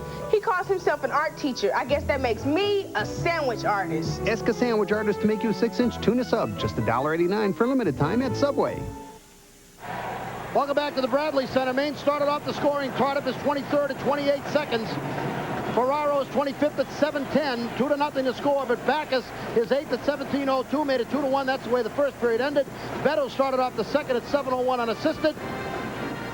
Then it was 3-2 Lake Superior. Hendry from Beddoes is 15th at 15:46.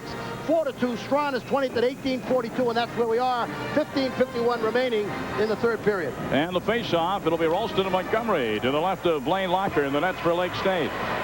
Lake Superior's Smith fighting for it, along with Correa. Correa winning the Hobie Baker Trophy. Is centering pass to score!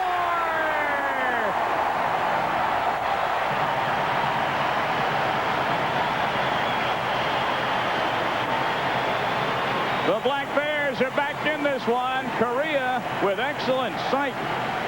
And a centering pass for a score. They never give up. They keep coming at you. They're being beaten up along the boards. But Paul Correa, tremendous individual effort as he works the puck away along the boards. Then dishes it off to Cal Ingraham on the left side.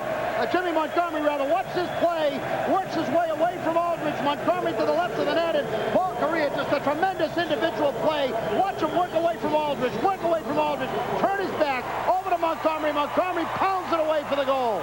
Montgomery with Ralston on him, and for the Maine captain, that is career point number 299. So Montgomery from Correa, and it's a 4-3 hockey game with 15:30 left to go in regulation time, and a face-off after the icing.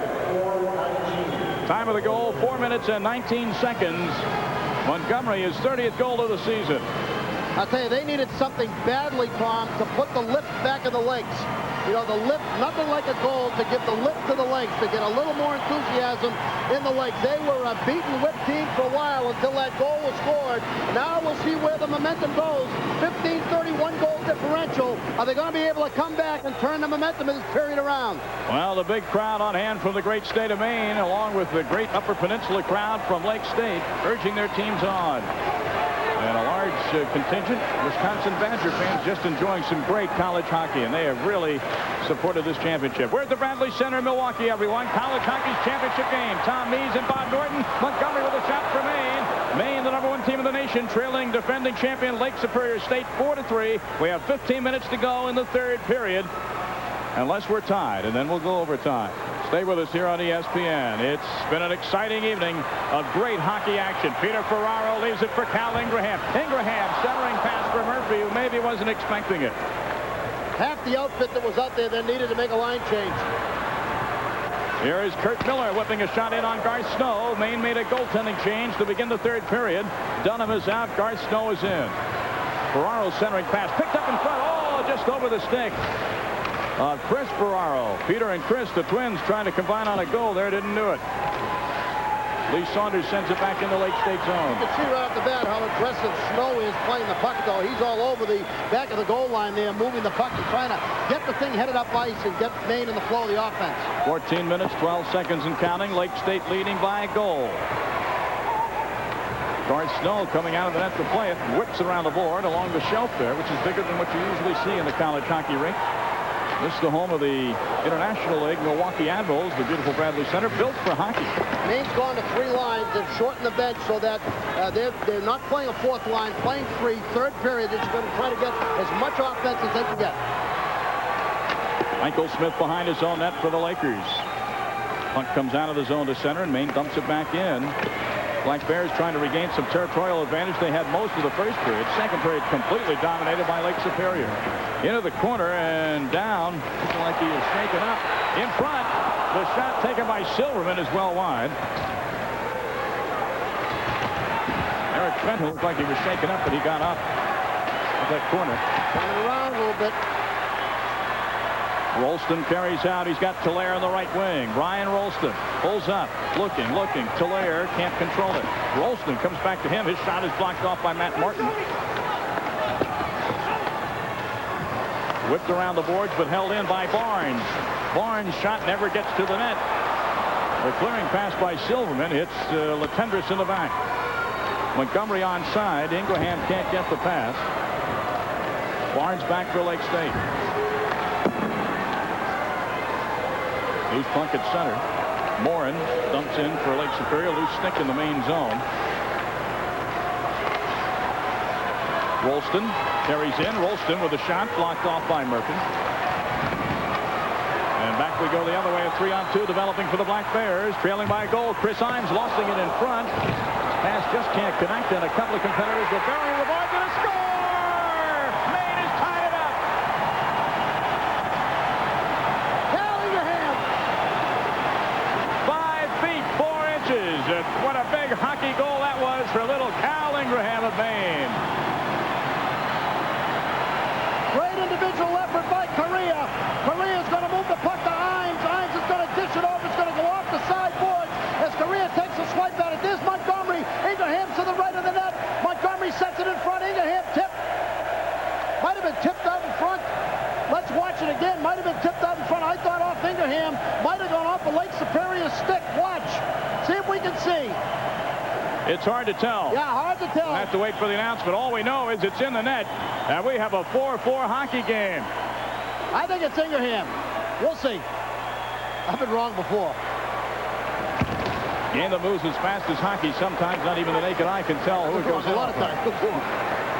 Well, we'll give you the official as soon as we get it. They haven't made the announcement yet. Maine back in the zone. The Black Bears pressing the attack, and a penalty call coming up on Lake Superior State. Saunders and Maine still have possession. Benton with the puck behind the Lake Superior net. And now Wilner touches up for Lake State, and Maine will be on the power play when we return. 11 minutes, 48 seconds left in regulation time. College hockey's national title game tied at 4. No lines longer than your flight. No. I can't seem to find your reservation. No incomprehensible contracts. No heater stuck on high in August. No hidden charges. And no lemons. National. No problem. Well, we still don't have an official announcement of who scored that goal for the University of Maine. We want to be correct, so I'm not going to speculate. 11:48 left to go in the third period. Suffice it to say, tremendous comeback from Maine, and I think that Sean Walsh will go 3 lines now the rest of this game because he's had some success coming back into this thing with 3 lines. Jim Montgomery given credit for that goal. That's the 300th point of his college hockey career. Assist to Correa and Imes. We're tied at 4, and Maine is on the power play. Montgomery at the point to Matt Martin, who loads up. Correa on the rebound, just wide. That shot just laid there a while after Martin seemed to fan on it. And a weak rebound was there for Correa to scoop up, but he couldn't knock it home. So the defending national champ Bellows of Lake State picks it off the stick of Montgomery. He doesn't have any help though in the main zone. That was a nice play by Clayton Bellows. Lake State a little bit on their heels now. Absolutely, and that's what happens when the momentum turns. Missed the mold, goes the other way. Paul Correa breaking it. Look at me, scores!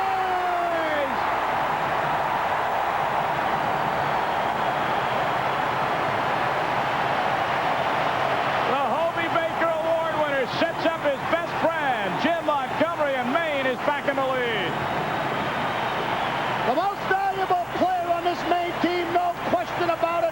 Paul Correa, deserving recipient of the Hobie Baker Award, but Jimmy Montgomery, the most valuable player on the team, no question. Third goal of the night when they really needed it. Here he is, Correa with the feed. Montgomery, bang, score. 11 minutes, 6 seconds left in regulation. 32nd goal, 301st career point. 8 minutes, 54 seconds, the time of the goal. Jim Montgomery, the senior from Montreal, Quebec, Canada. And now the Lakers have their work really cut out for them.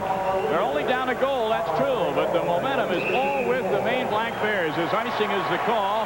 The faceoff will come back in the Lake State zone. Well, the last time that they did this, I remember before I said it, semifinals, Hockey East playoffs, 4-1 Lowell. Yanks Dunham puts in Snow, 7-5 Maine.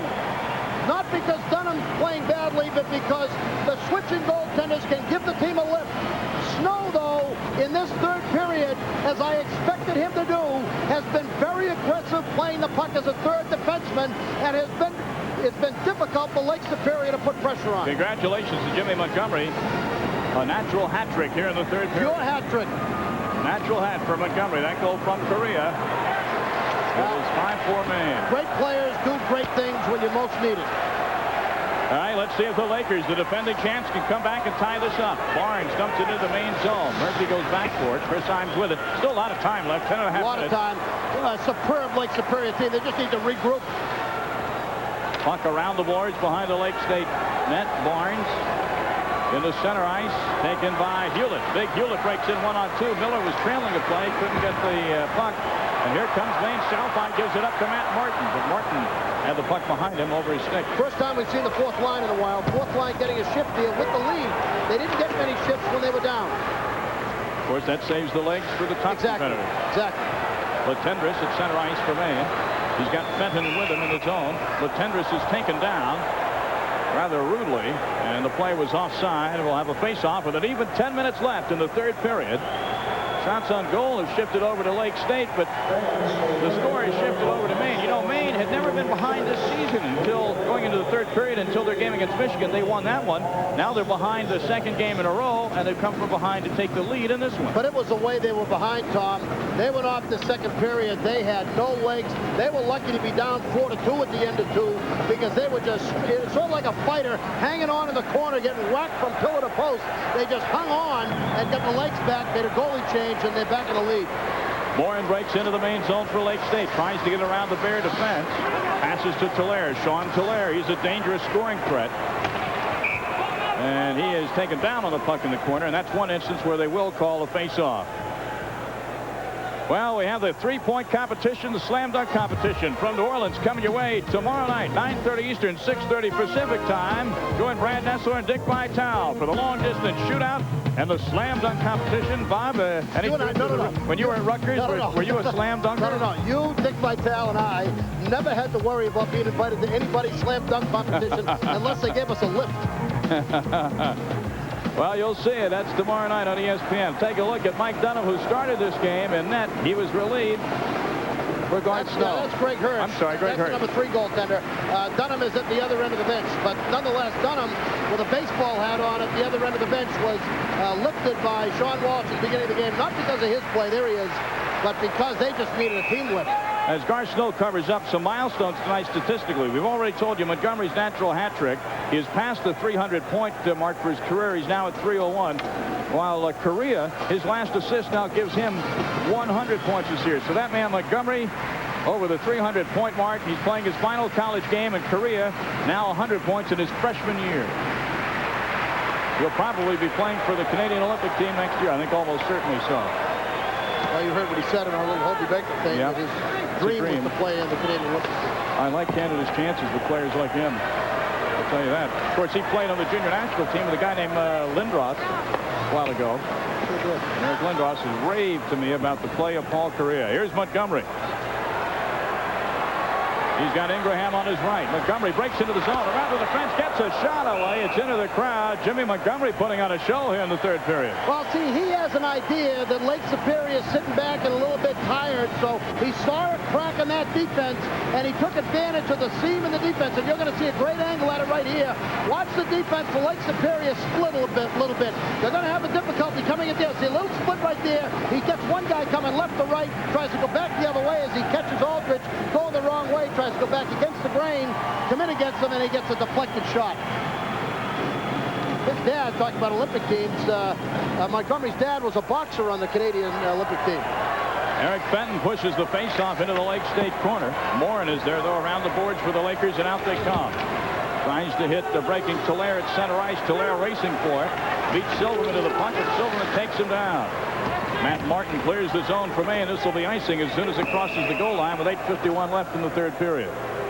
Tom, just to take a second, all of us with the NCAA and ESPN want to say a special hello to the chairman of the Hockey Rules Committee, Sid Watson, who's recuperating down in Naples, Florida. Sid's had a tough winter of illness and has gone south to play a little golf and recuperate. But Phil Butterfolco and Kerwin Hudson and all the folks at the NCAA, Charlie Holden, all of us here want to wish you speedy recovery, Sid.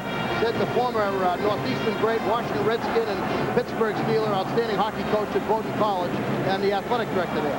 Also could play a little football, too. He was a good football player. Played a number of years in the NFL with Pittsburgh and Washington, and he was an outstanding hockey coach at Bowdoin. The winner of the Spencer Penrose Award is the outstanding college hockey coach.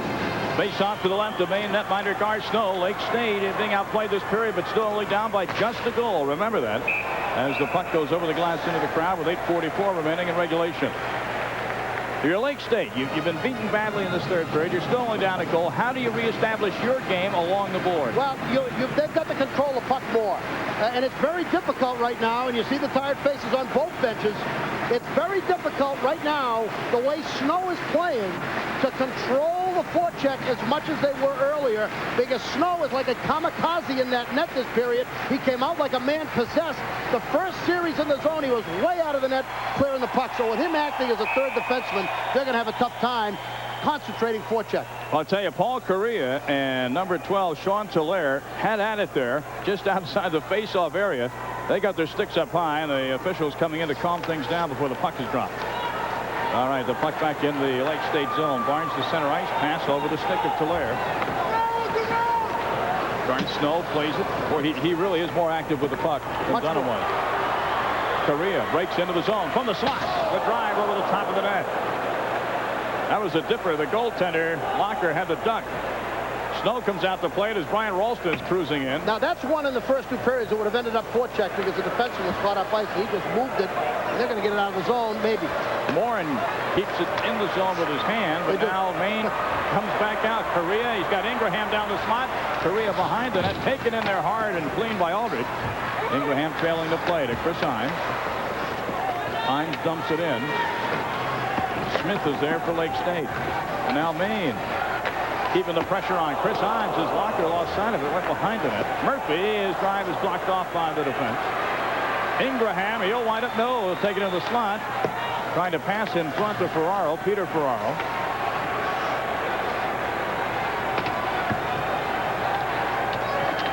Mucking along the boards for possession as the time runs down. 7.5 to go in the third period. Long shot, Snow gloves it. And catching Lake State in a line change, Justin Cumberland wheels in on right wing. The Lakers do a good job of recovering this time. And out with it comes Beddoes. Beddoes, Martin takes it away from him. Maine will be content to play that in and out game. Taking much better care of their own zone this period. Well, they're not in it as much. That's a big help. That helps, yeah. But when they have been, they haven't spent much time. Major move of the game. No disrespect to Dunham, but Snow has made a major difference.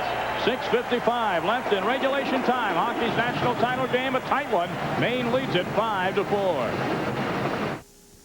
What is a mountain man's natural environment? Let's explore. A mountain man enjoys peaceful surroundings. A place where gentle winds blow.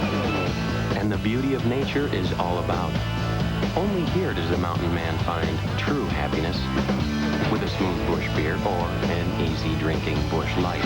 So, head for the mountains and find out how the true mountain man can make any environment a more natural one.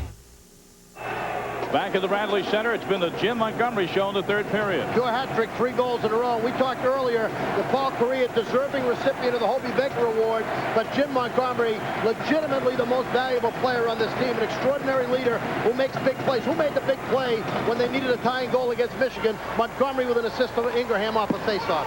6:50 and counting. The sands of time beginning to run down on Lake State. They got to think about maybe taking a few chances offensively. Still early yet, but they just need to try to get the puck a little bit more. It's as you see, it's just Maine in control of the puck most of this third period, particularly since they scored the go-ahead goal. Strawn with her at center ice. Soft Hewlett. Kurt Miller tries to control it. Back to center it goes. Hewlett again. Play onside. Loose puck along the boards. Brad Willard. Wheeler intended for Strawn off his stick, and Matt Martin will carry it easily out of the zone. Hewlett tries to bother him at center, and Maine will get a line change out of it.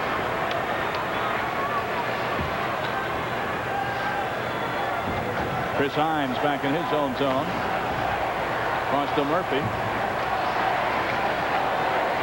Line carry or dump. He'll dump it in the zone.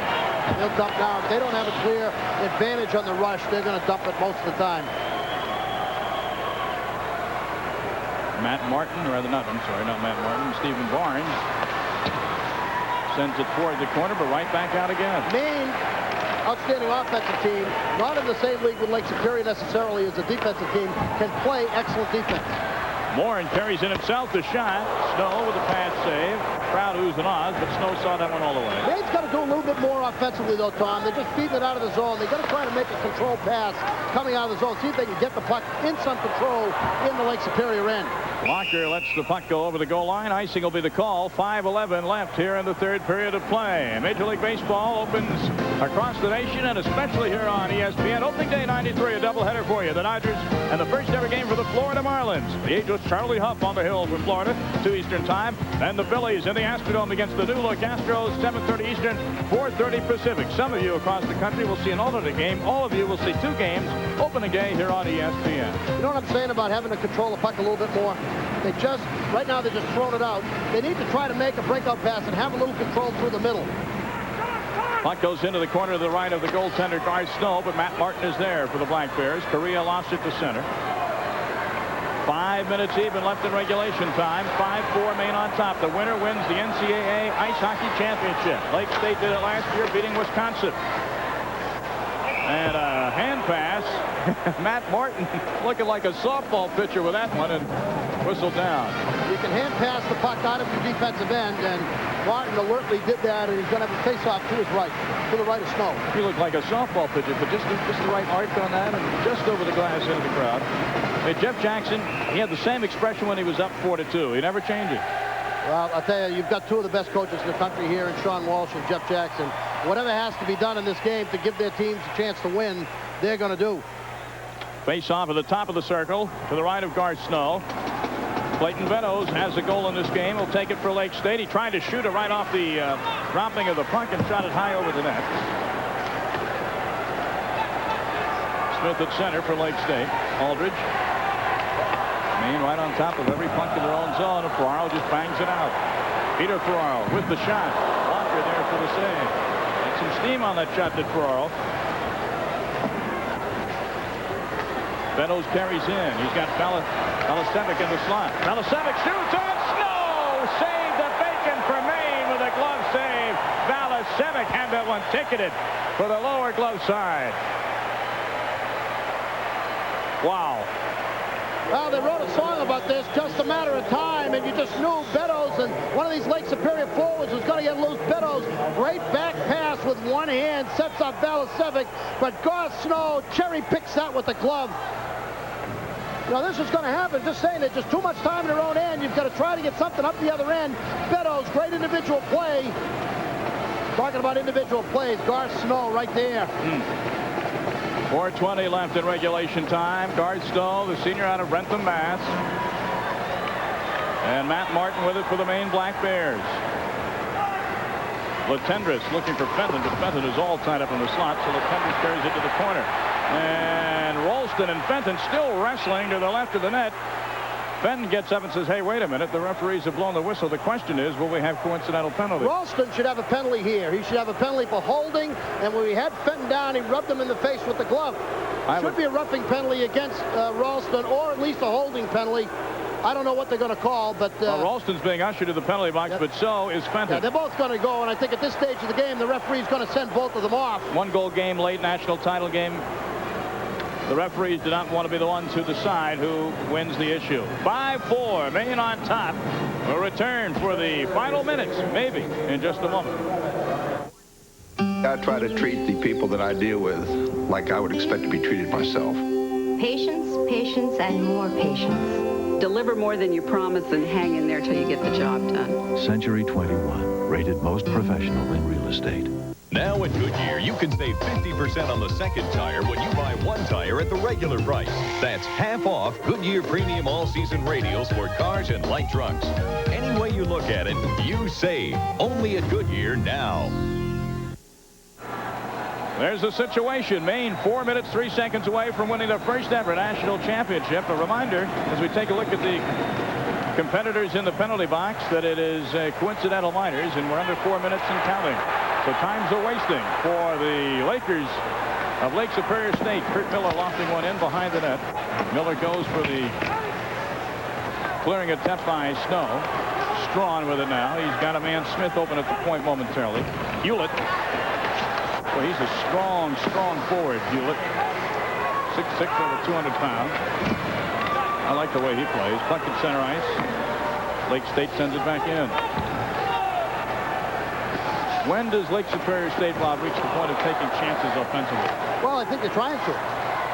But, you know, Maine pretty good with the puck right here and trying to control it, making at least the passes out. It was when Maine was taking the icing calls that Lake Superior was into trouble. Correa's onside. Hendry is with him.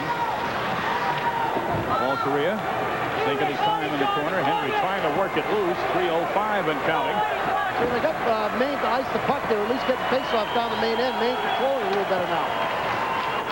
Behind the Lake State net, this is Smith. Latendresse is shadowing him, or Lecouture shadowing him. Puck at center ice, and out with it is Clayton Meadows. He's got some speed. The shot, the glove save, partly the glove save. The net comes off the mooring.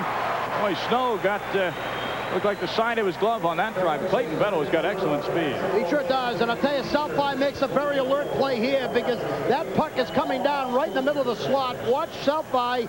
Snow's going to make the save, and he's going to put it up into no man's land. We're going to be right in front. Watch the save. Cherry pick off the glove.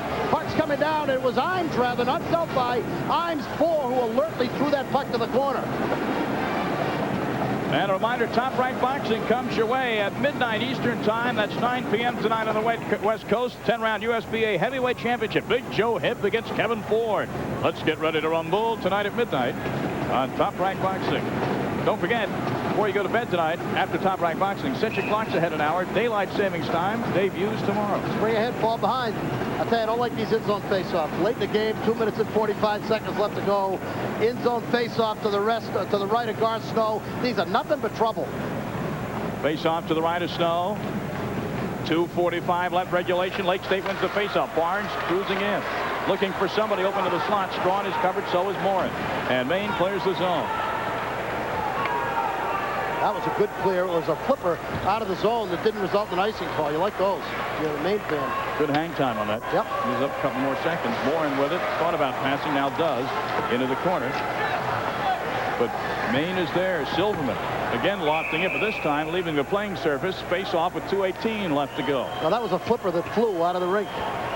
Face off is going to be to the left. And again, if you're a Maine fan, you want them to get the puck out of the zone, but you would like them to make a few passes, safe passes on the breakout to control it out of the zone, get it through center zone, and put it down the other end. The more face-offs you take, the more opportunity you should give Lake Superior for control, the more chances they're going to have to score. You know, in-zone face-offs are fraught with opportunities for breakdown. The last one, Maine covered everybody. Welcome to the Bradley Center, Milwaukee, Wisconsin. If you haven't been with us all night, we have about 2 minutes, 18 seconds left to go in regulation time. I'm Tom Mees with Bob Norton at hockey's championship game. Maine leading Lake Superior 5-4. The Lakers of Lake Superior, defending champs, had a 4-2 lead coming into the third period, but a natural hat trick by senior captain Jim Montgomery has given Maine the lead. And Montgomery cruises in for the face-off with Clayton Meadows of Lake State. And it's a 2-on-2 for a moment. If Lake State gets possession, dumps it back in the Maine zone, 2:10 and counting. Going to watch the net now and see when or if Blaine Locker will be pulled by Jeff Jackson. Can't do it when the puck's in your zone. At least not now. We're under 2 minutes. Locker out at the top of his crease. Puck kept in the zone. Hewlett is pulled down. Nothing called. Montgomery and Locker forced to come out and make the save. Lake Superior got to get the puck in the Maine zone so you have a chance to pull the goalie. Meadows with a long shot. That won't work because Snow just sends it out again. 129 and counting. Maine has never been in a title game, let alone won a national championship. Trying to turn the trick in their first appearance in the championship game. Locker still snug in his net. Now he comes out to between the face-off circles. Does the puck stay in the Maine zone? It does. Silverman and Locker started to go for the net. He's going. Blaine Locker's out of the net. They're just throwing it. They got to be a little careful where they throw it. The extra attacker is on. Smith throws it in. Snow is down. The rebound is loose. The rebound in the slot. The shot. Oh my! He missed it. Telaire missed an open net, and Maine has it. Sean Telaire had the time goal on his stick. Snow is down, and Telaire missed an open net. Under a minute to go. 47 seconds. Telaire will think about that one for a long time, and the empty netter is wide.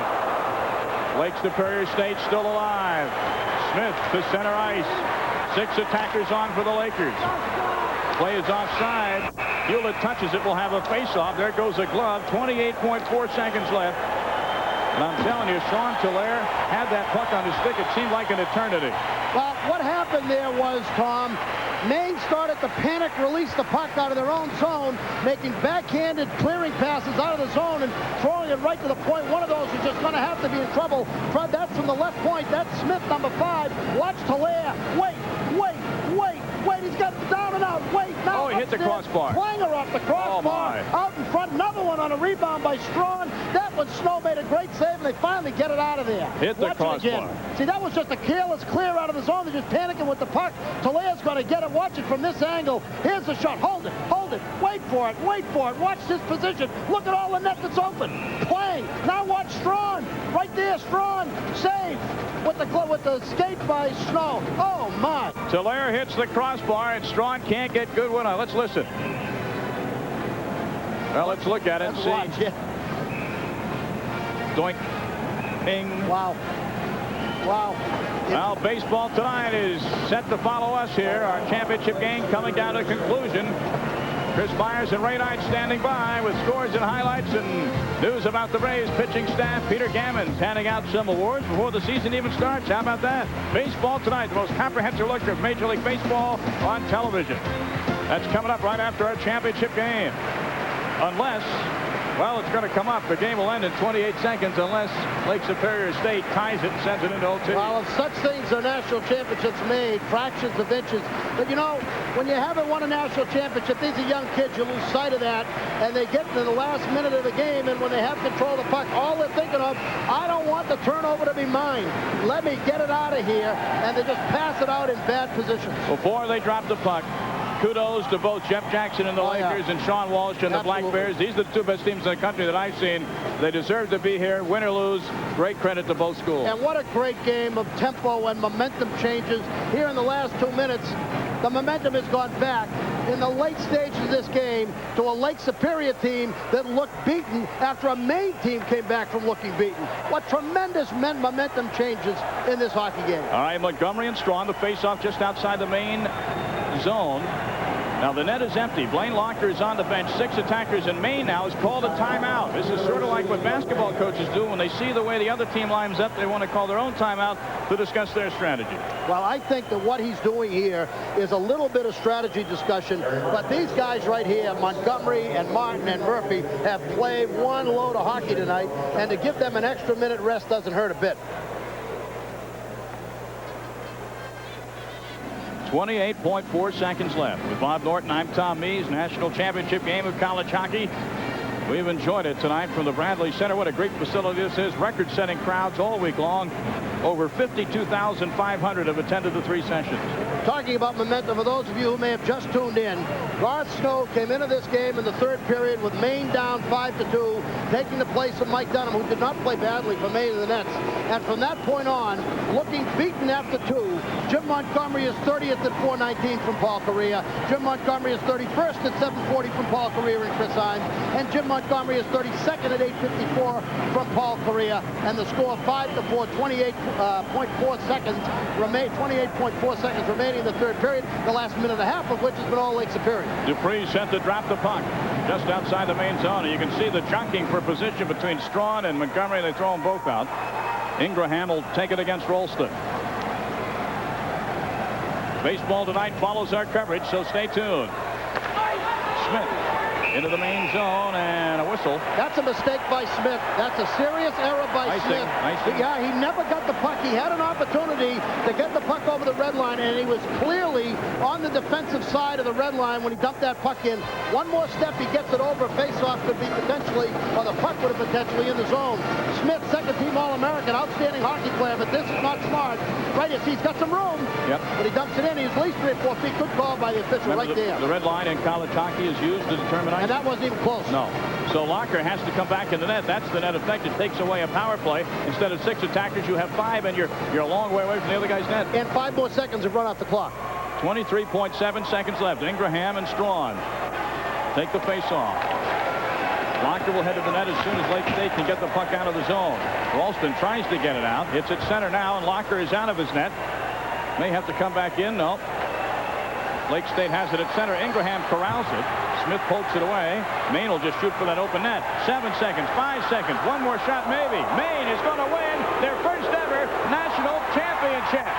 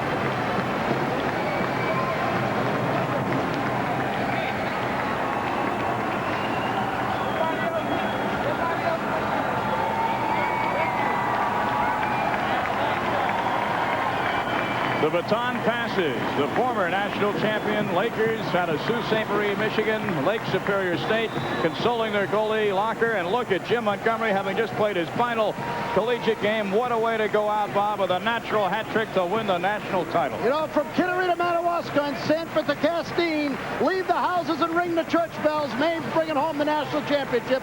The first national championship in anything in the history of the University of Maine. Now, Sean Walsh, the head coach of Maine, is standing by. You see Jeff Jackson consoling his goaltender, Blaine Locker, telling him, keep your chin up. You did a heck of a job.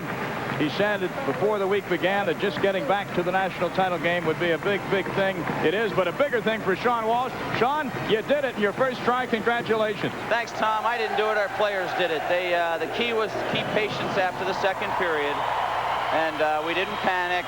They really had a great second period. We had a great first and third period. But darn it, I'll tell you what, and I agree with Bob Norton, from Kittery to Madawaska, from Castine east and west, I want the whole state celebrating. We're coming home to Alfond Arena at 4:30 Sunday afternoon. Hey, Sean, I thought that the move, I've seen you do it before, the move to Snow, Dunham played well. There wasn't a reflection on Dunham, but the big difference I thought in that third period, Garth Snow, brilliant, not just in net, but in playing that third defenseman role, clearing the puck out of the zone, prevented Lake Superior from putting the forecheck on you. Well, that's exactly what we had to do, Bob. We needed offense, and Snow's the best offensive goaltender in college hockey. He's probably the most underrated goalie in college hockey, and he showed tonight why he's there. That's the reason I wanted to start Dunham, was because then I could go to Snow. I didn't want to start Snow and then have to go to Dunham, because Dunny's not quite as good with a puck. Well, Sean, I got to ask you. You've won your first national title. You've done a tremendous job your 9 years at Maine, but you know the stories are going to be in the papers tomorrow. You've been rumored for a job at University of Massachusetts. Your name has been in the papers.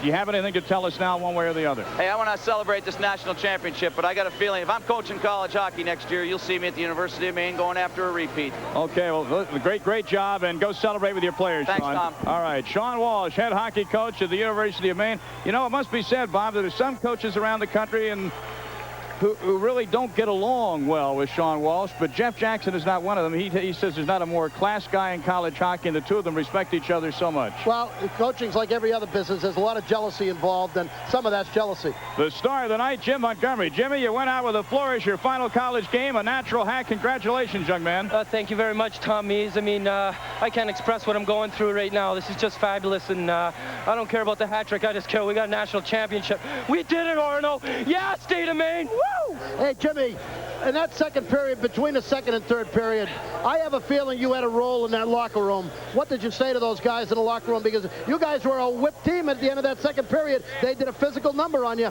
Yeah, we just thought that, you know, our team had a lot of better grade A chances, and we just kept plugging away. We were going to end up scoring on them because we were getting a lot of quality chances, more than we thought against such a great defensive team, and we just kept going away. And Paul Correa sets me up with 3 empty nets. What can I say? Well, we're going to look at one of your goals now. You know, Correa passed the 100-point mark for the season. You went over the 300-point mark for your career. We're looking at you carrying the puck up ice now, and you have a pretty good guy, number 9 there, Correa, and you just keep cruising down the slot, and you said it. He set you up with an empty net. Well, we looked at their film, and penalty killing, they let me carry the puck up again. That's what they did against BU. So I told Paul if I could get it to him, we'd attack 2-on-1 on 1D, and that's what we did. All right, Jimmy, thank you very much for being with us. Congratulations, young man. You leave a national champion. Thank you, Tom. All right, Jim Montgomery, the natural hat trick, over 300 points for his great college career, on the same line with the Hobie Baker Award winner, Paul Correa. And Paul is going to put on the headsets right now and join us. Paul, Tom Mees, and Bob Norton up here in the booth as we take a look at Lake Superior State. Disappointed in defeat, but you're not disappointed. Not a bad first year, eh? Yeah, it's been unbelievable. You know, everything that could have gone right went right this year, and topped it off with the national championship. We couldn't be happier. Paul, you had to make a big comeback in that third period, because I've never seen the team as tired as they were at the end of the second. Physically, Lake Superior was very strong. What were you thinking heading into the third? I was just thinking we wouldn't be denied. This is our year, and we knew this was our year, and we just kept going at them, and sooner or later, you know, we figured we'd get the breaks, and we got them in the third. You played with some great players. You played with Lindros in the junior national team, and we think you're going to be in the Canadian Olympic team next year. I know you want to play, but you can't have played with any better guy than Jim Montgomery in college. Jimmy, I don't have words to describe Jimmy. He came up big like he did. He's led us all year long, and he's, you know, in my opinion, the best player in college hockey, and he proved it tonight. You going to play for your country, for Canada next year? You going to leave and play Olympic? I'd love to if the opportunity came, but you know, right now I'm just going to savor the victory, and we'll decide in the summer what I'm going to do next year. All right, congratulations, Paul, on a great first year. Whether you come back to Maine or not, or whether you're going to Olympic or Pro Glory, we'll see you along the road. All right, thanks a lot, Tom. Okay, Paul Correa, just a great year, a great freshman year, winner of the Hobie Baker Trophy. And as you look at the Lake Superior State Lakers, a quick note about them as the main players are celebrating. They're a gallant team. That's the only way I can describe them. A gallant team. They played their hearts out. They played as well as they could play. They didn't give in to the main team at any point in time. Came on. Even with the last second of the game, they were still having an attempt to score. I admire their coach so much. I admire their team so much. They play hard. They're going to be here a lot of times. On the Sioux, they can hold their heads up high because not many teams make it to 2 straight national title games. The final score, Maine 5, Lake Superior State 4. We'll be back with a postscript from Milwaukee in a moment.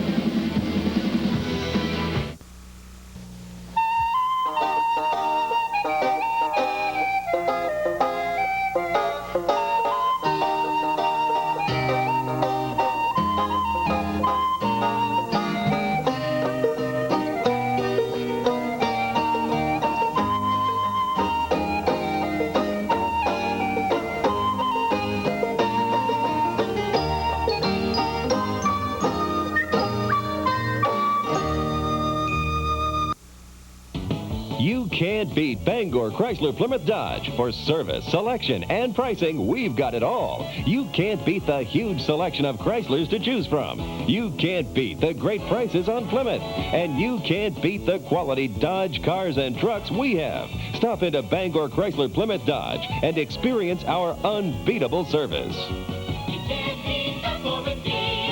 Bangor Chrysler Plymouth Dodge, Hogan Road, Bangor. You can't beat that.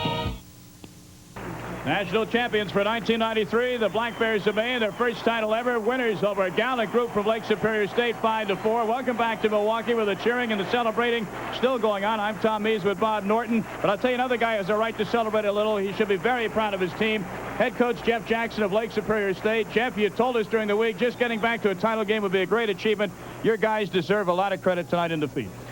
Well, Tom, we gave it everything we had. Maine's a tremendous hockey team. The momentum switched 2 or 3 times in the hockey game, and I was a little bit afraid about going into the third period, especially after the way they came back on Michigan last Thursday. So, hey, they're a tremendous team. They deserve their credit. Our guys played their hearts out. I'm very proud of all of them. Coach, the best word I can use to describe your team is gallant, and that's the way they played all game long. How much of a difference did Snow make in the third period handling the puck in his defensive end? Well, he made a difference. He made a couple real key saves, too. We thought the one puck went in. I guess it didn't, but, our guys just tried to keep going. I mean, that one line, Montgomery's line, he was lit up, and that whole line just did a tremendous job in the early stages of the third period. It really changed the momentum of the whole hockey game. You talk about momentum. You guys had Maine physically whipped after that second period, Jeff. The best thing that happened to them was the period ending. They could catch their breath. It looked, frankly, I thought it was a lock coming into the third period. I know coaches never think that way. Were you surprised the way things turned around in the third? Well, I was concerned. I mean, you never can think it's going to be easy against a team like the University of Maine. I mean, they've got such tremendous team speed that you can never assume that things are going to be easy. I mean, maybe if you're in a league game or something like that and you've got control of the play or you're at home, it makes it a little bit easier. But in these conditions, the building's a little warm, and Sean had last change with lines, and he changed the line changes, and he caught the right breaks. I mean, he got the guys out there he wanted versus the right guys, and up to that point in the game, I pretty much had the people out there I wanted. Well, Jeff, you're a class act. So is your team. We'll look forward to seeing you again next year. Hopefully so, Tom. Thank you. All right, Jeff Jackson, head coach of Lake Superior State. A quick run through the scoring summary. 9 goals tonight, and old momentum was switching back and forth. Tardif, his 23rd at 28 seconds, 1-0 Maine. Then a few minutes later, Chris Ferraro made it 2-0 Maine from Imes and Peter Ferraro. Then Lake State started to come on. Backus scores his 8th at 17:02 from Angelelli and Ness. That's followed by Beddoes. That began the second period at 7:01, a power play goal, unassisted, 2-2 the score. Then Henry, a great individual effort from Beddoes, made it 3-2 Lake Superior, and the second period ended with Strawn scoring from Miller. That made it 4-2. The third period begins, and Sean Walsh shortens the bench, goes with 3 lines. Montgomery scores his 30th at 4:19 from Correa. Every third shift, those guys are out there. Montgomery's 31st at 7:40 from Correa and Imes. They pour it on again with Montgomery, pure hat trick. His 32nd at 8:52 again from Correa. That's the way it ended, 5-4. We just got the official word from the press box of the all-tournament team, and it's comprised totally of players from Lake State and Maine. The forwards, Jim Montgomery and Paul Correa of Maine, along with Brian Rolston of Lake State. What a line that would be. The defenseman, Chris Imes of Maine, and Michael Smith from Lake Superior State. And your goaltender for the tournament on the first team, Garth Snow, University of Maine. And the most valuable player, as he was in the Hockey East playoffs, Jim Montgomery, and I think that's the way it's going to end on this Maine team as well. Teamwork really epitomized Maine. There's Montgomery, and coming in with a chance to go over 300 points in his career. Garth Snow taking his trophy tonight. But Montgomery and the friendship between he and Correa, and the senior Montgomery telling everyone who would listen that the freshman Correa should win the Hobie Baker Award. No, never mind to me. There's a lot of guys in college sports that would be jealous of a freshman coming in taking all the headlines. Montgomery wasn't. No, he wasn't, and I had the honor of doing the games this year and seeing a lot of Maine games, and to watch the way that Jimmy Montgomery and Paul Correa played, and not to mention the rest of those kids, it was really a pleasure to watch those two guys play this season. So the University of Maine, its 42nd win against only 1 defeat and 2 ties. They win Hockey East, they win the Hockey East tournament, and they come here to the Bradley Center in Milwaukee and win college hockey's national championship. I'm Tom Mees with Bob Norton, and we'll be right back at the Bradley Center in just one moment. Introducing the Polaroid One Step with a sharp new look. You make me wanna ride Polaroid, throw your hands up, flip your head back. Come on now, let's share a smile now. We're all together now, everybody's jumping now. Ride Polaroid. If you want to pick up the fun, pick up the newly styled Polaroid One Step camera and plenty of film, because when the film runs out, so does the fun. Ride Polaroid, you know you make me wanna shoot. Mountain man survival skills. The basics. A true mountain man must have a keen sense of direction, a certain physical dexterity, and a talent for surviving the most unforgiving climates. Of course, nothing is more key to a mountain man's survival than plenty of smooth bush beer and easy drinking bush light. So, head for the mountains and learn how the mountain man survives even the most grueling conditions. The trophies have been handed out, and look at the University of Maine Black Bears going on their victory skate on the ice at Bradley Center here in Milwaukee to the cheers of their own fans and the fans of Wisconsin as well. They sort of adopted the Black Bears as their team. Bob, it's been a great pleasure working with you again. What are your impressions of what we've seen this weekend? Great credit to college hockey. That's my impression. Lake Superior and Maine do nothing but reflect positives on the game of college hockey, and tonight we can raise the steins for dear old Maine. Okay, so Maine wins it. The next year's tournament, of course, will be at the St. Paul Civic Center in Minnesota. They do a great job up there, but they're going to have to go some to top the folks here in Milwaukee. And look at Maine, the trophy being passed around. We see it in the NHL with the Stanley Cup. But friends, let me tell you, a lot of these guys will not have pro careers. What you're seeing now means just as much to them as it does to the professionals, as the national championship trophy is raised aloft. And you know what? The great state of Maine, right now, well, you've been to Maine several times. They're going bonkers, aren't they? First national championship in the history of the University of Maine in any sport. A few years ago in St. Paul, it was the Harvard Crimson winning the hockey title, their first NCAA championship in any sport for Billy Cleary as he went out. Sean Walsh, we touched on the rumors of him leaving Maine, but he really didn't want to talk about that. He said if it's up to him, he will stay at Maine. You think he will? Well, I think he's going to stay at Maine. I'm not a prognosticator about that stuff either, but I can tell you right now they're dancing in the streets all over the state of Maine. All right. For Bob Norton, I'm Tom Mees. Thanks so much for being with us. The final score from the Bradley Center, Milwaukee. The Maine Black Bears 5, Lake Superior State 4. All hail to Maine, college hockey's national champ. Baseball tonight with Chris Myers and Ray Knight standing by on ESPN. Good night, everyone, from Milwaukee.